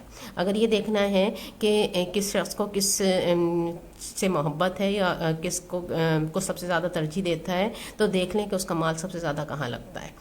اللہ تعالیٰ، اور یہاں پہ آ گیا اب جب مدینہ میں آنے کے بعد اب جو آزمائشیں آ رہی تھیں تو اب اللہ کی راہ میں مال خرچ کرنے کی بھی ضرورت تھی، اور مال لوگ زیادہ سے زیادہ اللہ کی راہ میں دیں، اس کی بھی آگے ترغیبیں آئیں گی۔ تو اللہ تعالیٰ فرما رہے ہیں کہ اگر تم ایمان رکھو، تقوی کی روش پہ اللہ سے ڈرتے ہوئے زندگی گزارو، اللہ تمہارے سارے اجر بھی تمہیں دے گا اور تمہارے مال بھی، تمہیں زیادہ بڑی آزمائشوں میں نہیں ڈالے گا۔ اگر کہیں وہ تم سے تمہارے مال مانگ لے اور سب کے سب تم سے طلب کر لیں تو تم بخل کرے گے اور تمہارے کھوٹ ابھار لائے گا۔ اللہ تعالیٰ اتنی بڑی آزمائش میں نہیں ڈالتا کہ بندے کے لیے مشکل ہو جائے۔ اللہ تعالیٰ نے سب کا سب نہیں مانگا ہے، اللہ تعالیٰ نے کمپلسری جو سب سے مانگا ہے وہ صرف 2.5% ہے، اور اس کے بعد ترغیب دی ہے، اللہ تعالیٰ نے سب کچھ نہیں مانگا ہے۔ اور پھر اس جو اللہ کی راہ میں خرچ ہوتا ہے اسی سے پتہ چلتا ہے کہ انسان کا اللہ پر توکل اور اللہ سے تعلق کیسا ہے۔ اللہ تعالیٰ فرما رہے ہیں دیکھو تم لوگوں کو دعوت دی جا رہی ہے کہ اللہ کی راہ میں مال خرچ کرو، اس پر تم میں سے کچھ لوگ جو بخل کر رہے ہیں، حالانکہ جو بخل کرتا ہے وہ در حقیقت اپنے آپ ہی سے بخل کر رہا ہے، اللہ تو غنی ہے، تم اس کے محتاج ہو۔ یقیناً حقیقت یہ ہے اللہ بے نیاز ہے، ہم محتاج ہیں، سب کچھ اللہ ہی نے دیا ہوا ہے۔ جو مال دولت ہمارے پاس ہے وہ آیا کہاں سے، کس نے دیا ہے؟ مالک تو اللہ ہی ہے نا، اللہ ہی نے دیا ہے، لیکن وہ دینے والا دینے کے بعد پھر ہم سے دوبارہ مانگتا ہے کہ اب میرے دین کے لیے لگا دو، اور اس وقت پتہ چلتا ہے کہ کون اس رب کو صحیح سے مان رہا ہے۔ اور جو لوگ بخل کر رہے ہیں، جو اللہ کی راہ میں نہیں لگا رہے ہیں، وہ اصل میں اپنے آپ سے ہی بخل کر رہے ہیں، اپنے ہی حق میں برا کر رہے ہیں، کیونکہ دینے والے کا ہی تو حق ہے، اسی کا تو مال ہے، اس کا مال اسی کی راہ میں لگا دیں، اور اس وقت پتہ چلتا ہے کہ انسان کا ایمان کتنا ہے، اس نے واقعی اس مال کو اللہ کا سمجھا ہوا یا اپنا سمجھا ہوا ہے۔ اس کے بعد اللہ تعالیٰ فرما رہے ہیں اگر تم منہ موڑو گے تو اللہ تمہاری جگہ کسی اور قوم کو لے آئے گا اور وہ تم جیسے نہ ہوں گے. اس آیت کو بار بار پڑھیں. اللہ تعالیٰ کیا کہہ رہے ہیں؟ اگر تم منہ موڑو گے، کس چیز سے منہ موڑو گے؟ اللہ کی مدد کرنے سے منہ موڑو گے، اللہ کے لیے جنگ کرنے سے منہ موڑو گے، اللہ کے لیے مال خرچ کرنے سے منہ موڑو گے. اگر تم منہ موڑو گے تو اللہ کسی اور کو لے آئے گا. اللہ تمہارا محتاج نہیں ہے. یقیناً اللہ کو ہماری ضرورت نہیں ہے، ہم کو اللہ کی ضرورت ہے. اللہ تعالیٰ اگر ہم کو اپنا مددگار قرار دیتا ہے اور اللہ تعالیٰ ہم سے مطالبہ کرتا ہے کہ ہم اللہ کے دین کے لیے لڑیں اور اللہ ہم سے مطالبہ کرتا ہے کہ ہم اللہ کے دین کے لیے خرچ کریں، تو یہ ہماری ضرورت ہے. اللہ کو ہماری ضرورت نہیں ہے. اللہ تعالیٰ کسی اور قوم سے کام لے لے گا. اللہ دوسری قوم کو لے آئے گا. ہم سے کام لینا اصل میں ہماری عزت افزائی ہے. اللہ تعالیٰ ہمارے ذریعے سے کروانا چاہتے ہیں اور مومن اس بات کو سمجھ جاتا ہے تو سب کچھ پھر اللہ کے راہ میں لگانے کے لیے تیار ہو جاتا ہے. اللہ تعالیٰ ہمیں ہدایت دے اور واقعی ہم اللہ کے مددگار بن جائیں. الحمدللہ ہماری سورہ محمد مکمل ہوئی اور اس کے بعد سورہ فتح ہے. اور سورہ فتح بھی مدنی صورت ہے، لیکن یہ مدینہ کی تقریباً 6 ہجری کی صورت ہے. اس زمانے میں نازل ہوئی تھی یہ، اور اس کا شان نزول بہت اہم ہے. یہ صلح حدیبیہ کے موقع پر نازل ہوئی تھی. اور صلح حدیبیہ جیسے آپ کے علم میں ہی ہوگا کہ 6 ہجری میں رسول اللہ صلی اللہ علیہ وسلم نے خواب دیکھا تھا کہ آپ عمرہ کر رہے ہیں، اور پھر آپ نے عمرے کا ارادہ کیا تھا، اعلان کیا تھا. اور اس وقت حالات یہ تھے کہ مکہ شدید ترین مخالف تھا اور انہوں نے حرم کے دروازے مسلمانوں پہ بند کیے ہوئے تھے. اور اس وقت جب رسول اللہ صلی اللہ علیہ وسلم نے عمرے کا ارادہ کیا تو پھر باقاعدہ اعلان کیا، اور آپ صلی اللہ علیہ وسلم کے ساتھ 1400 افراد تھے، اور وہ سب عمرے کے لیے باقاعدہ قربانی کے جانور لے کر روانہ ہوئے. اور جب وہ مکہ کے قریب پہنچے ہیں تو مکہ کے لوگوں نے، وہاں کے سرداروں نے تو وہاں داخل نہیں ہونے دیا، اور رسول اللہ صلی اللہ علیہ وسلم نے تصادم سے بچنے کی پوری کوشش کی اور پھر راستہ بھی بدل دیا، اور پھر حدیبیہ کے مقام پر آپ نے پڑاؤ ڈالا. اور پھر کافروں کے اور مسلمانوں کے درمیان کافی وفود کا تبادلہ آنا جانا اور کافی مذاکرات ہوئے. اور پھر اس کے بعد ایک صلح حدیبیہ کی مسلمانوں اور کافروں کے درمیان ہوئی، اور وہ صلح اس وقت مسلمانوں کے لیے بہت ہی زیادہ وہ تھی کہ وہ ماننے کے لیے تیار نہیں تھے کہ کیسے ہم یہاں آئے ہیں اور عمرے کے بغیر اور طواف کیے بغیر ہم کیسے واپس چلے جائیں یہاں پر. اور جتنی اس کی شرائط تھیں وہ شرائط بھی ایسی تھیں کہ مسلمانوں نے دب کر کی تھیں. لگ یہ رہا تھا کہ مسلمانوں کو اس میں نقصان ہے، لیکن اللہ کا حکم تھا، اللہ کے رسول کا حکم تھا، اور مسلمان بہت ہی دل گرفتہ ہو کر اس حالت میں واپسی کا سفر کر رہے تھے. وہیں انہوں نے احرام کھولے، قربانیاں کی، اور وہاں سے وہ واپس آ رہے تھے. اس واپسی کے سفر میں یہ سورہ فتح نازل ہوئی، اور اللہ تعالیٰ نے اس صلح کو فتح مبین قرار دیا. جس کو مسلمان اپنی شکست سمجھ رہے تھے، اللہ تعالیٰ نے اسے فتح مبین قرار دیا، اور اس کے صرف 2 سال کے بعد وہ فتح مکہ ہو گئی. اور یہ اللہ کی نظر دوسری ہوتی ہے، ظاہری انسان کی نظر محدود ہوتی ہے. اس وقت یہ شکست لگ رہی تھی، لیکن فتح کے اسباب اسی وقت سے شروع ہو گئے تھے، اور اس کے بعد سے بہت تیزی سے مسلمانوں کی تعداد بڑھنا شروع ہوئی، اور امن و امان قائم ہو گیا. اور اس کے بعد بہت تیزی سے دوسرے علاقوں میں اسلام پھیلا، اور پھر 2 سال کے بعد ہی فتح مکہ ہو گئی تھی. اللہ تعالیٰ فرما رہے ہیں بسم اللہ الرحمن الرحیم ان فتحنا لک فتحا مبینا لیغفر لک اللہ ما تقدم من ذنبک وما تأخر ویتم نعمته علیک ویہدیک صراطا مستقیما وینصرک اللہ نصرا عزیزا. اے نبی صلی اللہ علیہ وسلم، ہم نے تم کو کھلی فتح عطا کر دی تاکہ اللہ تمہاری اگلی پچھلی ہر کوتاہی سے درگزر فرمائے اور تم پر اپنی نعمت کی تکمیل کر دے اور تمہیں سیدھا راستہ دکھا دے اور تمہیں زبردست نصرت بخشے. یہ بہت بڑی آزمائش تھی. یہ جو صلح حدیبیہ میں جو کچھ ہوا اس واقعے میں، یہ بہت بڑی آزمائش تھی، لیکن اس آزمائش سے کامیابی سے گزر کر اللہ کے رسول کی اطاعت پر قائم رہ کر مسلمانوں کو اللہ تعالیٰ نے پھر اپنی مغفرت بھی دی، اپنی نعمت بھی دی، سیدھا راستہ بھی دکھایا اور زبردست مدد بھی بخشی. اور یہ ساری چیزیں پھر بعد میں نظر آئیں مسلمانوں کو. اللہ تعالیٰ فرما رہے ہیں وہی ہے جس نے مومنوں کے دلوں میں سکینت نازل فرمائی تاکہ اپنے ایمان کے ساتھ ایک اور ایمان بڑھا لیں. یہ سکینت کا ذکر ہم اکثر قرآن میں پڑھتے ہیں. سکینت کیا ہے؟ دلوں میں سکون کی کیفیت. اگر باہر سارے حالات پرسکون ہو تو انسان ویسے پرسکون ہوتا ہے، لیکن حالات باہر کے بہت ہنگامی ہوں، بہت مسائل ہوں، اور ان حالات میں دل اگر پرسکون ہو تو اسے سکینت کہتے ہیں۔ یہ مسلمان ابھی جس حالات سے گزرے تھے اس میں اللہ تعالیٰ نے ان پر سکینت نازل فرما دی تھی، ان کو سکون قلب دیا تھا، یکسوئی دی تھی، کسی قسم کے کنفیوژن، گھبراہٹ، اس سب سے محفوظ تھے یہ۔ اللہ تعالیٰ نے فرمایا وہی ہے جس نے مومنوں کے دلوں میں سکینت نازل فرمائی تاکہ اپنے ایمان کے ساتھ ایک ایمان اور بڑھا لیں۔ ان کا اس ساری آزمائش سے گزرنے کے بعد مسلمانوں کا ایمان بڑھا تھا اور ان پر اللہ تعالیٰ نے سکینت نازل کی تھی۔ زمین اور آسمانوں کے سب لشکر اللہ کے قبضہ قدرت میں ہیں، وہ علیم اور حکیم ہے۔ اس نے یہ کام اس لیے کیا تاکہ مومن مردوں اور عورتوں کو ہمیشہ کے لیے رہنے والی ایسی جنت میں داخل فرمائے جن کے نیچے نہریں بہہ رہی ہوں گی، اور ان کی برائیاں ان سے دور کر دیں۔ اللہ کے نزدیک یہ بڑی کامیابی ہے۔ اور منافق مردوں اور عورتوں کو سزا دے جو اللہ کے متعلق برے گمان رکھتے ہیں، برائی کے پھیر میں وہ خود ہی آ گئے، اللہ کا غضب ان پر ہوا، اس نے ان پر لعنت کی اور ان کے لیے جہنم مہیا کر دی جو بہت ہی برا ٹھکانہ ہے۔ دیکھیں یہ حالات بہت بڑی آزمائش تھے۔ آزمائش امتحان ہوتا ہے، اور امتحان کے بعد کیا ہوتا ہے؟ پاس ہوتا ہے یا فیل ہوتا ہے۔ امتحان کے بعد درجہ بلند ہوتا ہے یا درجہ کم ہو جاتا ہے۔ امتحان کے بعد اللہ سے قریب ہوتے ہیں یا اللہ سے دور ہوتے ہیں۔ اللہ تعالیٰ فرما رہے ہیں کہ یہ بہت بڑی آزمائش تھی، اور اس آزمائش سے ہم نے اس لیے گزارا تاکہ جو مومن مرد عورتیں ہیں ان کو ان کے عمل کی وجہ سے، جن کا ایمان یہاں پہ کھل کر سامنے آیا، ان کو اللہ تعالیٰ جنتوں میں داخل کر دے، ان کے گناہوں کو معاف کر دے۔ یہ وہ پاس ہونے والے لوگ ہیں جو اس امتحان میں کامیاب ہوں۔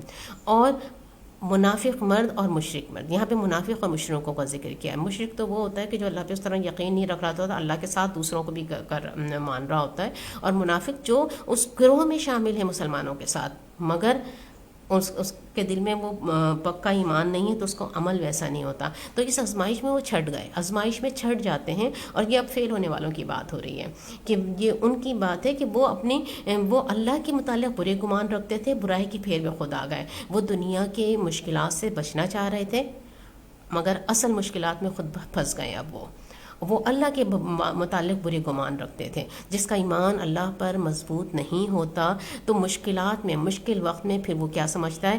اللہ شاید مدد نہیں کرے گا، اللہ شاید دیکھ نہیں رہا، یا دوسری جو طاقتیں ہیں وہ زیادہ نقصان مجھے پہنچائیں گی۔ یہ اللہ سے متعلق وہ برے گمان کر رہے ہوتے ہیں، اور پھر اللہ کا غضب بھی ان پر ہوا اور لعنت بھی، اور ان کے لیے جہنم مقرر کر دی گئی۔ وہ افراد جو ان حالات میں رسول اللہ صلی اللہ علیہ وسلم کا جنہوں نے ساتھ نہیں دیا، جو آپ صلی اللہ علیہ وسلم کے ساتھ نہیں آئے، یہ ان کے بارے میں کہا جا رہا ہے کہ اس آزمائش میں پتہ چل گیا ان کا ایمان کیسا ہے، اور ان کے لیے جہنم کا فیصلہ ہو گیا۔ اللہ تعالیٰ فرما رہے ہیں زمین و آسمانوں کے لشکر اللہ ہی کے قبضہ قدرت میں ہیں، وہ زبردست اور حکیم ہے۔ اے نبی صلی اللہ علیہ وسلم، ہم نے تم کو شہادت دینے والا، بشارت دینے والا، خبردار کر دینے والا بنا کر بھیجا ہے، تاکہ اے لوگوں تم اللہ اس کے رسول پر ایمان لاؤ، اس کا ساتھ دو، اس کی تعظیم و توقیر کرو، اور صبح شام اس کی تسبیح کرو۔ یہاں اللہ تعالیٰ نے رسول اللہ صلی اللہ علیہ وسلم کے منصب، مقام و منصب ہمیں بتایا ہے، اور مسلمانوں مومنوں کے فرائض بتائے ہیں رسول کے حوالے سے۔ رسول اللہ صلی اللہ علیہ وسلم بشارت دینے والے، خبردار کرنے والے اور گواہ ہیں، شہید ہیں۔ یقیناً رسول اللہ صلی اللہ علیہ وسلم نے وہ جو شہادت تھی مکمل کر دی اور ہم تک وہ حق پہنچا دیا۔ اللہ نے ہمیں کیا حکم دیا؟ اے لوگو تم اللہ اور اس کے رسول پر ایمان لاؤ۔ سب سے پہلے ایمان کے بغیر تو ظاہری مسلمان نہیں ہو سکتے نا۔ اس کے بعد حکم ہے اس کا ساتھ دو، اس کی تعظیم و توقیر کرو، رسول کا ساتھ دو اور رسول کی تعظیم و توقیر کرو۔ صحابہ کرام نے ہر طرح دامے درنے سخنے ہر طرح رسول اللہ صلی اللہ علیہ وسلم کا ساتھ دیا، اور تعظیم و توقیر کی وہ حد کہ رسول کی آواز سے بھی آواز بلند نہ کی جائے، وہ ان کے دلوں میں تھی، اور انہوں نے اس طرح تعظیم و توقیر کی۔ یہ رسول کے دو حق بتائے گئے ہیں۔ اور صبح شام جو تسبیح کرو وہ اللہ کی تسبیح کا ذکر ہے، صبح شام اللہ کی تسبیح کرو۔ رسول کے یہ دو حق بتائے گئے ہیں، اور یہ صرف اس دور کے مسلمانوں کے لیے نہیں تھے، یہ ہر دور کے مسلمانوں کے لیے ہیں۔ جو رسول اللہ صلی اللہ علیہ وسلم کے ساتھ اس وقت موجود تھے، تو انہوں نے دین کے غلبے میں رسول اللہ صلی اللہ علیہ وسلم کی پوری مدد کی، وہ ان کے ساتھ دیا۔ رسول اللہ صلی اللہ علیہ وسلم نے جو دین غالب کر دیا، اکیلے تو نہیں کیا تھا نا، 3 جنگیں بھی ہوئی ہیں، کتنے قربانیاں بھی ہوئی ہیں، پوری جماعت کے ساتھ مل کے کیا تھا، اور سب نے، سارے مسلمانوں کا بھی یہ فرض تھا اور انہوں نے ساتھ دیا تھا، اور تعظیم و توقیر جب تک نبی کے اس مقام کو نہیں پہچانیں گے، نبی سے وہ والا تعلق نہیں ہوگا، وہ ساتھ نہیں دیا جا سکتا۔ اور یہ آج کے لیے بھی ہے، جو اللہ کے دین کو غالب کرنے کی کوششیں کرتے ہیں وہ رسول کا ساتھ دے رہے ہوتے ہیں، وہ رسول کا جو مشن ہے اسی کو مکمل کر رہے ہوتے ہیں، اور رسول کی وہ تعظیم و توقیر، وہ مقام و مرتبہ، وہ جب تک وہ رسول سے وہ والا تعلق نہیں ہوگا، وہ محبت والا، گہری محبت والا تعلق نہیں ہوگا، یہ والا جو کام ہے اللہ کے دین کے غلبے کا، اللہ کی مدد کا، رسول کے ساتھ کا، یہ نہیں ہو سکتا ہے۔ اللہ تعالیٰ ہمیں اس کی سمجھ دے دیں۔ اللہ تعالیٰ فرما رہے ہیں اے نبی صلی اللہ علیہ وسلم، جو لوگ تم سے بیعت کر رہے تھے وہ دراصل اللہ سے بیعت کر رہے تھے، ان کے ہاتھ پر اللہ کا ہاتھ تھا۔ اب جو اس عہد کو توڑے گا اس کی عہد شکنی کا وبال اسی کی اپنی ذات پر ہوگا، اور جو اس عہد کو وفا کرے گا جو اس نے اللہ سے کیا ہے، اللہ عنقریب اس کو بڑا اجر عطا فرمائے گا۔ یہاں کس بیعت کا ذکر ہے؟ یہ بیعت رضوان کا ذکر ہے، جو انہوں نے بیعت کی تھی۔ بیعت کے لفظی معنی تو بیچنا ہوتا ہے، اپنے آپ کو بیچ دینا، اور یہ اطاعت کا عہد، بیعت اصل میں عہد ہوتا ہے، مکمل اور غیر مشروط اطاعت کا عہد ہوتا ہے۔ رسول اللہ صلی اللہ علیہ وسلم نے بیعت عقبہ بھی لی تھی، اور جو مسلمان ہوتے تھے لوگ ان سے بھی بیعت لیتے تھے، اور یہاں پر جب حضرت عثمان رضی اللہ تعالیٰ عنہ کی شہادت کی ایک افواہ اڑ گئی تھی، تو اس وقت رسول اللہ صلی اللہ علیہ وسلم نے مسلمانوں سے جو بیعت لی تھی وہ بیعت رضوان کہلاتی ہے۔ حقیقت یہاں اللہ تعالیٰ یہ بتا رہے ہیں کہ جو لوگ تم سے بیعت کر رہے تھے وہ اصل میں اللہ سے بیعت کر رہے تھے، ان کے ہاتھ پر اللہ کا ہاتھ ہے۔ انسان اللہ کو حاضر ناظر جان کر جو بھی حلف اٹھاتا ہے، بیعت کرتا ہے، وہ اصل میں اللہ سے ہوتا ہے، وہ وعدہ اللہ سے ہوتا ہے، وہ عہد اللہ سے ہوتا ہے، اور جو عہد کو توڑے گا اس عہد شکنی کا وبال اس کی اپنی ذات پر ہوگا، جو وفا کرے گا اللہ تعالیٰ اسے اجر دے گا۔ تو مسلمان کا، مومن کا عہد رسول اللہ صلی اللہ علیہ وسلم سے ہوتا ہے، بیعت آپ سے ہوتی ہے، لیکن اصل میں وہ عہد اللہ سے ہوتا ہے، اللہ کی اطاعت کا عہد۔ جو واقعی اطاعت کر کے اس عہد کو پورا کرے گا خود ہی اجر پائے گا، اور جو نہیں کرے گا یقیناً پھر اس کا وبال اسی پر ہوگا۔ رسول اللہ تعالیٰ فرما رہے ہیں اے نبی صلی اللہ علیہ وسلم، بدوی عربوں میں سے جو لوگ پیچھے چھوڑ دیے گئے تھے وہ اب وہ آ کر ضرور تم سے کہیں گے ہمیں اپنے اموال اور بال بچوں کی فکر نے مشغول کر رکھا تھا، آپ ہمارے لیے مغفرت کی دعا فرمائیں۔ یہ لوگ اپنی زبانوں سے وہ باتیں کہتے ہیں جو ان کے دلوں میں نہیں ہوتی، ان سے کہنا اچھا یہی بات ہے تو کون تمہارے معاملے میں اللہ کے فیصلے کو روک دینے کا کچھ بھی اختیار رکھتا ہے، اگر وہ تمہیں کوئی نقصان پہنچانا چاہے یا نفع بخشنا چاہے تمہارے اعمال سے تو اللہ ہی باخبر ہے، مگر اصل بات وہ نہیں ہے جو تم کہہ رہے ہو، بلکہ تم نے یوں سمجھا کہ رسول اور مومنین اپنے گھروں میں ہرگز پلٹ کر نہ آ سکیں گے، اور یہ خیال تمہارے دلوں کو بہت بھلا لگا اور تم نے بہت برے گمان کیے اور تم سخت بد باطن لوگ ہو۔ یہاں کن لوگوں کا ذکر ہو رہا ہے؟ رسول اللہ صلی اللہ علیہ وسلم نے جب عمرے کی طرف جانے کا، عمرے کے لیے جانے کا اعلان کیا تھا تو اپنے اعلان کیا تھا کون کون میرے ساتھ چلنا چاہے، اور مسلمان تیار ہو گئے تھے، لیکن اس وقت جو کمزور ایمان والے تھے ان کو یہ لگ رہا تھا، جو اللہ تعالیٰ نے خود فرمایا کہ رسول اور مومنین اپنے گھروں کو نہیں پلٹ سکیں گے۔ مکہ اس وقت ظاہری وہ جنگجو لوگ بھی تھے اور بہت انہوں نے راستے بند کیے ہوئے تھے، وہ حرم میں نہیں آنے دیتے تھے مسلمانوں کو، تو ان کو یہ لگ رہا تھا کہ یہ تو موت کے منہ میں جا رہے ہیں، وہاں پہ جائیں گے تو جنگ ہو جائے گی، اور جنگ ہو جائے گی تو یہ کون سا مکے کے لوگوں سے بچنے والے ہیں۔ ان ڈرے ہوئے تو وہ اس بات سے تھے، لیکن انہوں نے آ کے عذر یہ کیے کہ ہمیں اپنے بال بچوں کی اور اموال کی فکروں نے مشغول رکھا تھا، ہمارے پاس یہ عذر تھا، ہمیں یہ عذر تھا، ہمیں یہ کام تھا، ہمیں یہ کام تھا، ہم نہیں جا سکے، ہمارے لیے مغفرت کی دعا کریں۔ اللہ تعالیٰ ان کی دلوں کی بات نکال کے سامنے لا رہے ہیں۔ اللہ تعالیٰ فرما رہے ہیں جو کچھ یہ زبانوں سے کہہ رہے ہیں وہ ان کے دلوں میں نہیں ہے۔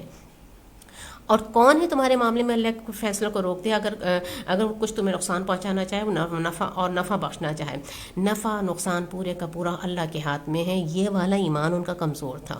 اللہ تعالیٰ وہی ان کو یاد دلا رہے ہیں کہ کون ہے جو اللہ کے فیصلے کو روک لے، کیا تم اس بات کو نہیں مانتے؟ اور یقیناً وہ اس بات کو ہی نہیں سمجھ رہے تھے، اور اللہ تعالیٰ نے ان کے دل کی بات کھول کے نکال کے رکھ دی، اور اللہ تعالیٰ نے اس کی بات فرمایا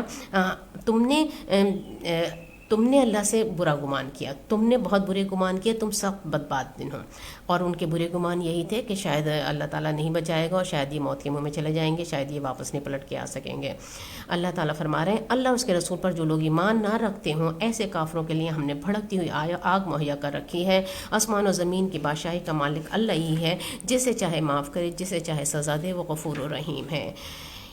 یہاں اللہ تعالیٰ نے ایمان نہ رکھنے والے کافر کسے کہا ہے؟ ذرا سا بھی غور کریں تو یہ ان منافقین کو کہا گیا ہے، یہ اسلام کا انکار کرنے والوں کا ذکر نہیں ہے۔ اللہ اس کے رسول پر جو لوگ ایمان نہ رکھتے ہوں ایسے کافروں کے لیے ہم نے بھڑکتی ہوئی آگ مہیا کر رکھی ہے۔ جب عمل کا وقت آیا اس آزمائش میں ان کا ایمان کھل کر آ گیا کہ انہیں اللہ کی اس طاقت پر، قدرت پر ایمان نہیں تھا۔ ایمان تو اصل میں نقطہ نظر بدل دیتا ہے، ان کا نقطہ نظر نہیں بدلا تھا، وہ ظاہری چیزوں کو ہی سب کو سمجھ رہے تھے۔ اللہ تعالیٰ فرما رہے ہیں زمین آسمان کی بادشاہی کا مالک وہی ہے، ابھی بھی ان کو وہ معاف کرنے کے لیے تیار ہے، جسے چاہے سزا دے، وہ غفور رحیم ہے۔ ابھی بھی اللہ تعالیٰ دیکھیں وہ رحمان اور رحیم ہے، سب کو ساری چیزیں کھول کے رکھ دینے کے بعد کہہ رہے ہیں ابھی بھی وہ غفور رحیم ہے، جسے چاہے معاف کر دے۔ وہ رحمان اور رحیم ہے، اس کی رحمت کی کوئی حد نہیں، وہ بار بار موقع دیتا ہے، بار بار موقع دیتا ہے۔ اللہ تعالیٰ فرما رہے ہیں جب تم مال غنیمت حاصل کرنے کے لیے جانے لگو تو یہ پیچھے چھوڑے جانے والے لوگ تم سے ضرور کہیں گے ہمیں بھی اپنے ساتھ چلنے دو۔ یہ چاہتے ہیں اللہ کے فرمان کو بدل دیں۔ ان سے صاف کہہ دینا تم ہرگز ہمارے ساتھ نہیں چل سکتے، اللہ پہلے ہی یہ فرما چکا ہے۔ یہ کہیں گے نہیں، بلکہ تم لوگ ہم سے حسد کرتے ہو۔ حالانکہ بات حسد کی نہیں ہے، بلکہ یہ لوگ صحیح بات کم ہی سمجھتے ہیں۔ یہ کون سی اس کی بات تھی کہ جب تم مال غنیمت حاصل کرنے کے لیے جانے لگو، صلح حدیبیہ ہونے کے بعد جب امن کا معاہدہ ہو گیا کہ اب مکہ اور مدینے میں یعنی کہ کافروں میں اور مسلمانوں میں کوئی جنگ نہیں ہوگی، تو پھر رسول اللہ صلی اللہ علیہ وسلم نے خیبر کی طرف توجہ کی تھی۔ خیبر جہاں یہودیوں کا قبیلہ تھا اور یہودی بہت سازشیں کر رہے تھے، تو پھر خیبر کی طرف آپ صلی اللہ علیہ وسلم نے ایک لشکر کشی کی تھی۔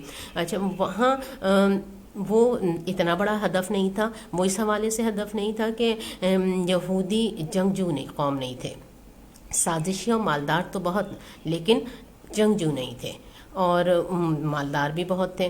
اللہ تعالیٰ نے فرمایا جب مال غنیمت حاصل کرنے کے لیے جانے لگو، اب جب خیبر کے لیے تم جانے لگو تو یہ جو لوگ پیچھے رہ گئے تھے، جو عمرے کے لیے آپ صلی اللہ علیہ وسلم کے ساتھ نہیں نکلے تھے، جو ڈر کے پیچھے بیٹھ گئے تھے، اب یہ لوگ چلنے کے لیے تیار ہو جائیں گے اور یہ کہیں گے ہمیں جانے دو، اور اس وقت ان کو منع کر دینا تو ہمارے ساتھ نہیں چل سکتے۔ اور اللہ تعالیٰ پہلے ہی فرما چکا ہے کہ وہ لوگ ساتھ نہیں چل سکتے، اور ہوا یہی تھا۔ رسول اللہ صلی اللہ علیہ وسلم نے خیبر کے مہم میں کسی اس فرد کو ساتھ نہیں لیا تھا جو اس وقت رسول اللہ صلی اللہ علیہ وسلم کے ساتھ عمرے کے لیے نہیں نکلا تھا، یہ اللہ کا حکم تھا۔ اور اللہ تعالیٰ نے فرما رہا ہے کہ وہ یہ کہیں گے کہ بلکہ تم ہم سے حسد کرتے ہو، بات حسد کی نہیں ہے بلکہ یہ لوگ سمجھتے ہی کم ہیں۔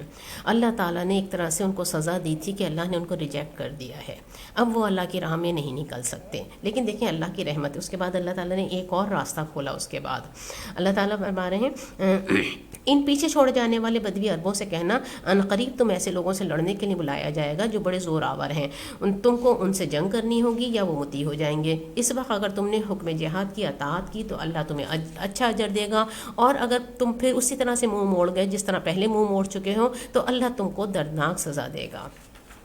اللہ تعالیٰ نے ابھی ایک اور موقع ان کے لیے چھوڑا، ابھی ان سے کہہ دیا گیا کہ ابھی ایک اور جنگ آئے گی اور بڑے زور آور لوگوں سے تمہارا مقابلہ ہوگا، اس وقت تمہارا عمل دیکھا جائے گا کہ تم اس وقت کیا کرتے ہو، اس وقت اطاعت کرتے ہو، اس وقت وہ جنگ کے لیے آتے ہو، یا اس وقت بھی منہ پھیر جاتے ہو۔ اللہ تعالیٰ نے ایک اور موقع دیا، اس وقت پتہ چلے گا، تمہارے عمل سے پتہ چلے گا کہ اب تمہارا ایمان کیسا ہے۔ اور پھر اس کے بعد یہ فتح مکہ کا موقع تھا کہ جب وہ بڑی آسانی سے بغیر لڑے ہی پھر وہ جنگ ہو گئی تھی اور وہ فتح ہو گئی تھی۔ اللہ تعالیٰ فرما رہے ہیں اگر اندھا اور لنگڑا اور مریض جہاد کے لیے نہ آئے تو کوئی حرج نہیں، جو کوئی اللہ اس کے رسول کی اطاعت کرے گا اللہ اسے ان جنتوں میں داخل کرے گا جن کے نیچے نہریں بہہ رہی ہوں گی، اور جو منہ پھیرے گا اسے وہ دردناک عذاب دے گا۔ اللہ تعالیٰ نے صاف سیدھا دو ٹوک کا ایک اصول بنا دیا ہے کہ اللہ تعالیٰ اسلام عملی دین ہے، بہت عقلی دین ہے۔ اگر کوئی معذور ہے، کوئی مریض ہے، اس کو کوئی عذر ہے، تو اگر وہ جنگ کے لیے قتال کے لیے نہ آئے تو کوئی حرج نہیں ہے، یہ اگر حقیقی عذر ہے تو عذر قبول لیا جائے گا۔ لیکن اس کے علاوہ جن کے پاس کوئی ایسا عذر نہیں ہے، جہاں اللہ کے رسول کی اطاعت سے مراد وہ جنگ کے لیے، جہاد کے لیے آنا ہے، اور جہاد ہی جو اس کے لیے آ جائے گا، جو اس وقت اطاعت کرے گا تو اس کے لیے جنتیں ہیں، اور جو منہ پھیرے گا تو اس کے لیے دردناک عذاب ہے۔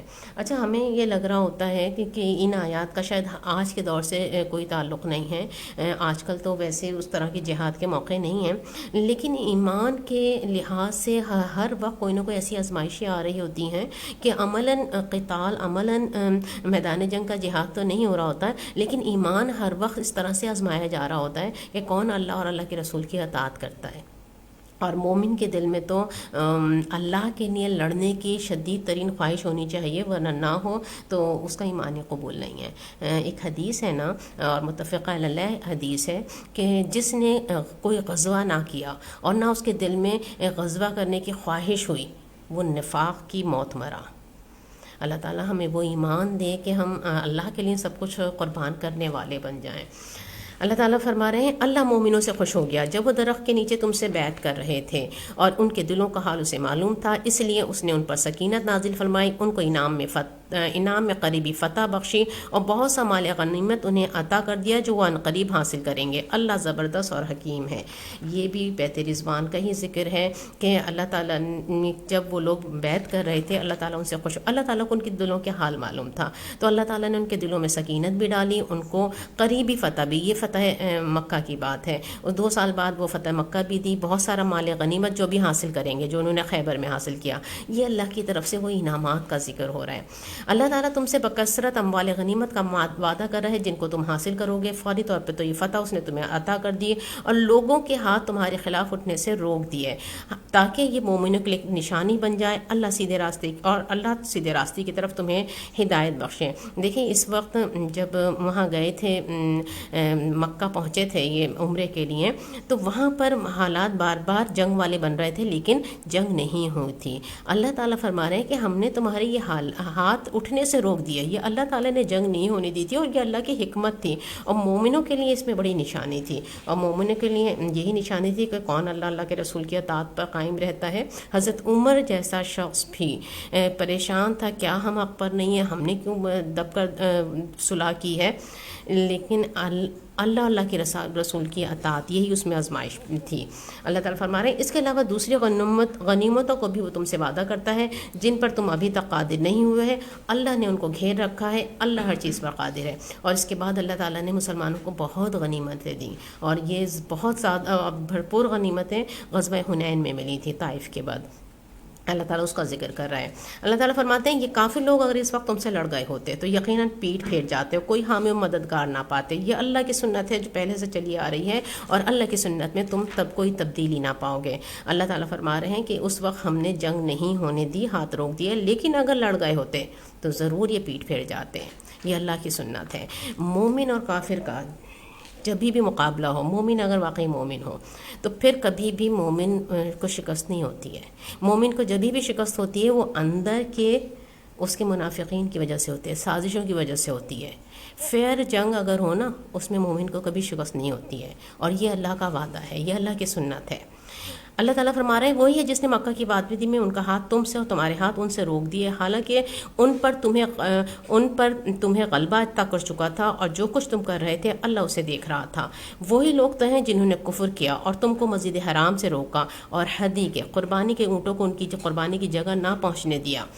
اللہ تعالیٰ بتا رہے ہیں کہ وہاں پر ہم نے جو ہاتھ تمہارے روک دیے تھے، جنگ نہیں ہونے دی تھی، اس کی کوئی حکمت تھی، ورنہ ان کے جرائم بہت تھے، انہوں نے کفر بھی کیا تھا، انہیں تمہیں مسجد حرام سے بھی روکا تھا، انہوں نے قربانی کے اونٹوں کو بھی جانے نہیں دیا تھا، یقیناً وہ مجرم تھے، لیکن اللہ تعالیٰ نے اس وقت ہاتھ روک دیے تو اس کی کچھ مصلحت تھی۔ اگر مکہ میں ایسے مومن مرد اور عورت موجود نہ ہوتے جنہیں تم نہیں جانتے ہو، اور یہ خطرہ نہ ہوتا کہ نادانستگی میں تم انہیں پامال کر دو گے، اس سے تم پر حرف آئے گا، تو جنگ نہ روکی جاتی، روکی اس لیے گئی تاکہ اللہ اپنی رحمت میں جسے چاہے داخل کر لے۔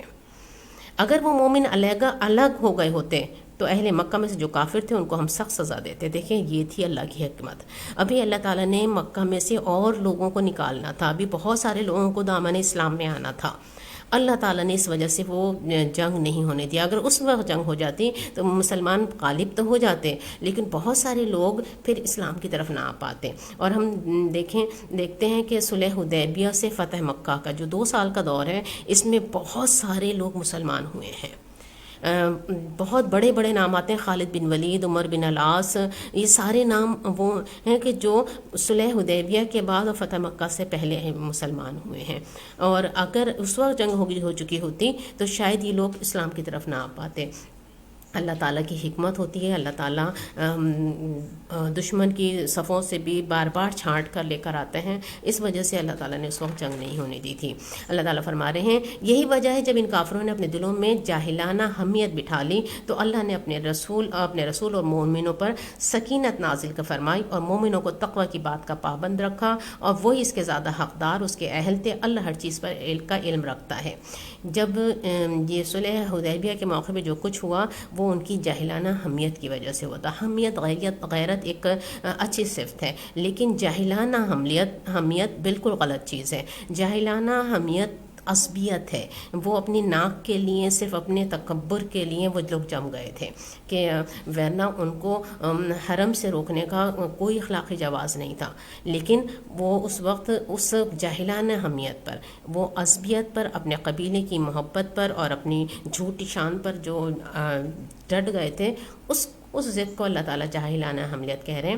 تو اس وقت مسلمانوں کے دلوں پہ اللہ تعالیٰ نے سکینت نازل کی اور تقوی کی بات کا پابند کر دیا.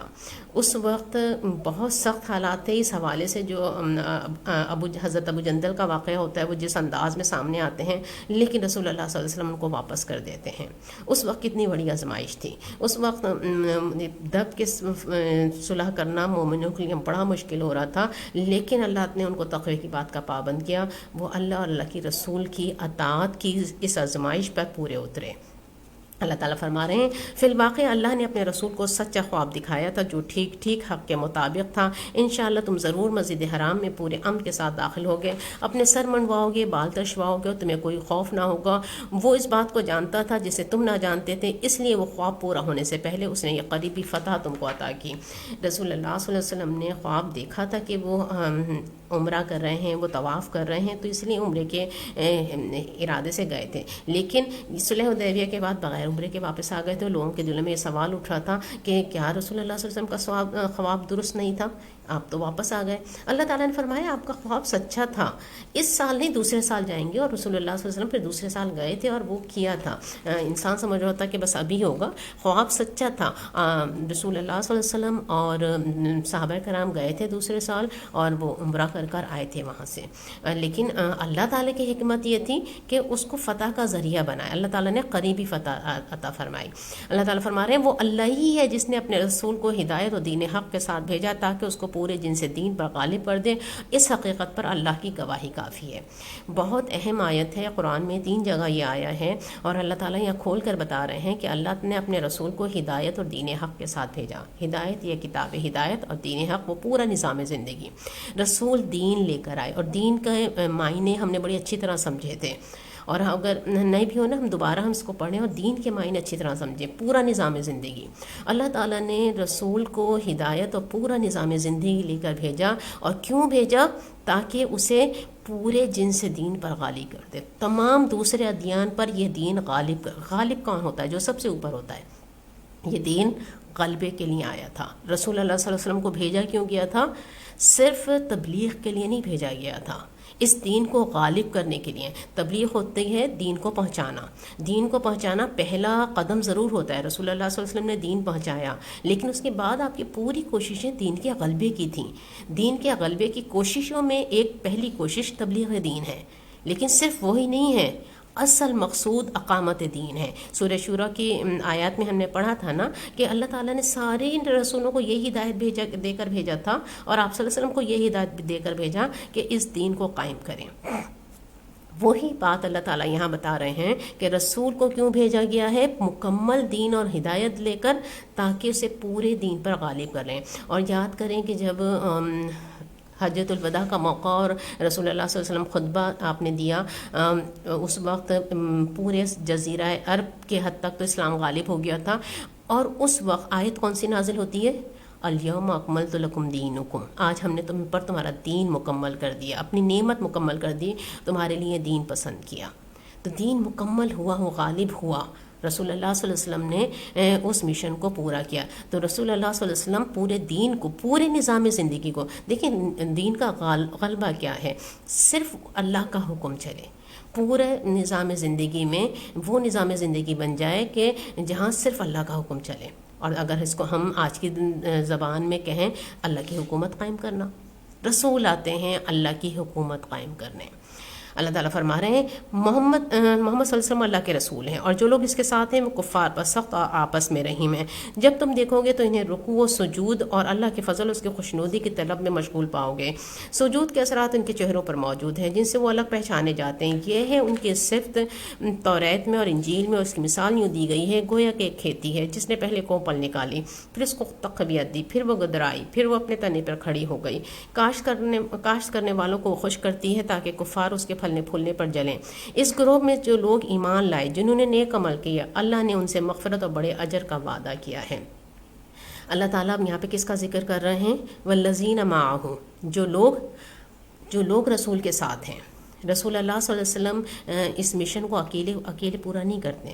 آپ صلی اللہ علیہ وسلم نے تمام اپنے لوگوں کے ساتھ، اپنے صحابہ کے ساتھ مل کے دین کو غالب کیا، اور یہ جو لوگ آپ کے ساتھ ہیں آگے ان کی وضاحت ہو رہی ہے وہ کیسے ہیں، اور وہ صحابہ کرام جنہوں نے آپ صلی اللہ علیہ وسلم کے ساتھ مل کر اس دین کو غالب کیا، اور دین کا غلبہ ہر مسلمان کا اپنا انفرادی فرض بھی ہے۔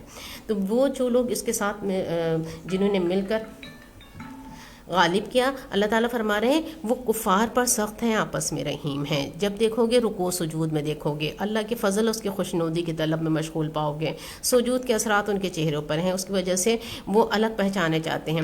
دیکھیں یہ صحابہ کرام کی تصویر کھینچی گئی ہے کہ جب وہ اس مقصد کے لیے جو سب کچھ اللہ، اور اس مقصد کی دو چیزوں کے کہ اللہ کا دین پوری زندگی میں اللہ کی اطاعت اور صرف اللہ کے لیے، اخلاص نیت بھی، اور عبادت میں، غلامی میں بھی اخلاص، اللہ کے سوا کسی کی نہیں ماننی، اور عمل میں بھی اخلاص صرف اللہ ہی کے لیے۔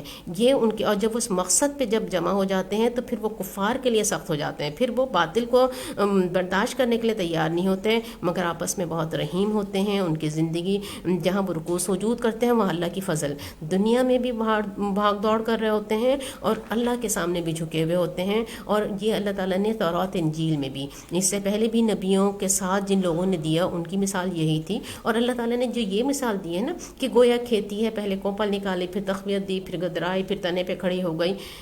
یہ عالم سب کچھ جو کچھ ہوتا ہے عالم اسباب میں ہوتا ہے، اسٹیپ بائی اسٹیپ ہوتا ہے۔ اور ہم سیرت کو بھی دیکھیں نا، دین ایک دم غالب نہیں ہو گیا تھا، کس طرح ابتدا میں آزمائشیں آئیں، کس طرح مکہ میں مشکل وقت گزارا، شعب ابی طالب سے بھی گزرے، اور پھر اس کے بعد کن حالات میں ہجرت ہوئی، پھر غزوہ بدر میں دیکھیں کتنی کمزوری کی حالت تھی، پھر اس کے بعد اس سے ذرا بہتر ہوئے غزوہ احد میں، اور اس کے بعد غزوہ احزاب میں اللہ تعالیٰ نے جس طرح سے فتح دی، تو آپ صلی اللہ علیہ وسلم نے فرمایا تھا کہ اب وہ تمہارے اوپر نہیں آئیں گے، تم ان کے پاس جاؤ گے۔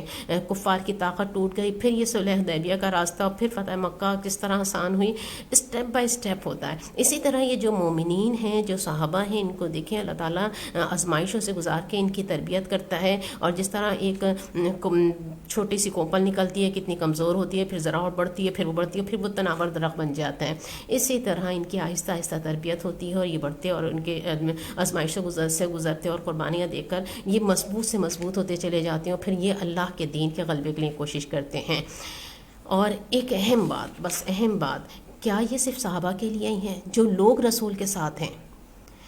دیکھیں اللہ کے دین کے غلبے کا کام تو ہر دور میں ہوگا، اور جو لوگ اللہ کے دین کے غلبے کا کام کریں گے وہ والذین معہ میں شامل ہیں، وہ رسول کے اس مشن کی ہی تکمیل کر رہے ہیں، وہ رسول کے اس لائے ہوئے دین کے ہی غلبے کی کوشش کر رہے ہیں، اور جو غلبے کی کوشش کریں گے وہ رسول کا ہی ساتھ دینے والے ہیں۔ اس سے پہلے ہم نے پڑھا نا کہ رسول کا ساتھ بھی دیتے ہیں وہ، اور رسول کی عزت و توقیر بھی کرتے ہیں۔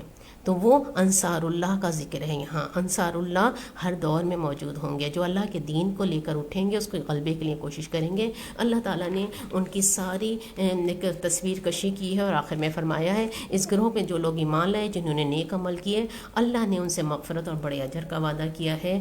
یہ انصار اللہ، اللہ کے دین کے غلبے کی کوشش کرنے والے مومنوں کے لیے وعدہ ہے۔ الحمدللہ آج ہمارا سورہ فتح مکمل ہوئی. اللہ تعالیٰ ہمیں ایمان دے، ہدایت دے، ہمیں سمجھنے والا بنائے. کوئی سوال ہے؟ یہ پہلا سوال ہے کہ حدیث مرفوع سے کیا مراد ہے؟ حدیث کی بہت ساری قسمیں ہوتی ہیں. حدیث کی درجہ بندیاں جو محدثین نے کی ہیں اس میں ایک حدیث مرفوع بھی ہے جو ان کے جو مسلسل اس کی روایت کی گئی ہو. یہ درجے کے لحاظ سے اچھی حدیث ہوتی ہے. میرے خیال میں ہمارے لیے تو اتنا کافی ہے نا کہ وہ درجے کے لحاظ سے ایک اچھی حدیث ہوتی ہے. جیسے کمزور حدیث اور ہاں، یہ کمزور حدیث نہیں ہوتی، یہ اچھے درجے کی حدیث ہوتی ہے. حدیث مستند حدیث جو ہوتی ہے نا، یہ حدیث مرفوع. یہ اصطلاحات ہیں حدیث کی، اور اس کو بڑا مشکل ہوگا سمجھنا. بس اتنا جاننا کافی ہے نا کہ وہ ایک اچھے درجے کی حدیث ہے. اچھا، دوسرا سوال ہے کہ آج کے دور میں جہاد کیسے کر سکتے ہیں؟ جہاد سے مراد اگر قتال ہے، قتال تو نہیں ہو رہا آج. قتال میدان جنگ کا جہاد، اور وہ جب تک اس کی شرائط پوری نہیں ہوں گی وہ تو نہیں ہو رہا. لیکن جہاد کی دوسری شکلیں موجود ہیں. جہاد بالنفس ہے، جہاد بالمال ہے، اور دین کے غلبے کے لیے جو کوششیں کی جائیں وہ ساری چیزیں آج موجود ہیں. لیکن اگر وہ جہاد سے مراد قتال ہے تو قتال کی شرائط پوری ہوں گی تو وہ ہوگا. اس کی شرائط آج کل پوری نہیں ہو رہی. تیسرا سوال ہے کہ اقامت دین کے لیے ایک عام آدمی کیا کوشش کر سکتا ہے؟ اقامت دین کے لیے آگے پورا راہ عمل آ رہا ہے انشاءاللہ، وہاں پہ ہم اس کو وضاحت سے رکھیں گے. اور یہ سورہ صف میں بھی آگے اس کا ذکر آ رہا ہے، سورہ حدید میں اس کا ذکر آئے گا. تو اسٹیپ بائی اسٹیپ انشاءاللہ. اور مولانا کی لٹریچر میں بہت تفصیل سے کھول کے مراحل کے لحاظ سے سب کچھ موجود. انشاءاللہ ہم اس پہ بات کریں گے بعد میں تفصیل سے. اتنے مختصر وقت میں اس پہ بات نہیں ہو سکتی. اچھا، آج ہم بہت کم ہی کر پائے، لیکن یہ مضامین ایسے تھے کہ ان کا اس طرح سے سمجھنا ضروری تھا. تو ہم وہ والا سوال جو میں نے آج کے لیے رکھا تھا وہ آگے کی سورہ حجرات میں سے تھا. آج وہ سوال نہ لیا جائے، بلکہ میں آپ کو لکھوا دیتی ہوں دوسرا سوال. ہم نے سورہ محمد میں پڑھا تھا، سورہ محمد کی آیت نمبر 24. آیت نمبر 24 میں ہم نے پڑھا تھا کہ افلا یتدبرون القرآن ام علی قلوب اقفالها، کیا انہوں نے قرآن میں غور و فکر نہیں کیا، کیا ان کے دلوں پہ قفل چڑھے ہوئے ہیں. تو ہم اس پر غور کریں گے کہ قرآن دلوں کے تالے کس طرح توڑتا ہے. قرآن دلوں کے تالے کس طرح توڑتا ہے، اور ہم اپنے دلوں کے تالے توڑنے کے لیے کیا کریں. ٹھیک ہے، انشاءاللہ قرآن دلوں کے تالے کس طرح توڑتا ہے اور ہم اپنے دلوں کے تالے توڑنے کے لیے کیا کریں. اللہ تعالیٰ ہمارے دلوں کو زندگی عطا فرما دے اور ہمیں ہدایت عطا فرما دے. آمین. الحمدللہ الحمدللہ. آئیے ہم دعا پڑھ لیتے ہیں اور پھر ہم اختتام کرتے ہیں. اللهم إني عبدك وابن عبدك وابن أمتك ناصيتي بيديك ماض في حكمك عدل في قضاؤك أسألك بكل اسم هو لك سميت به نفسك أو أنزلته في كتابك أو علمته عهدا من خلقك أو استأثرت به في علم الغيب عندك أن تجعل القرآن العظيم ربيع قلبي ونور صدري وجلاء حزني وذهاب همي وغمي. آمين يا رب العالمين. الحمد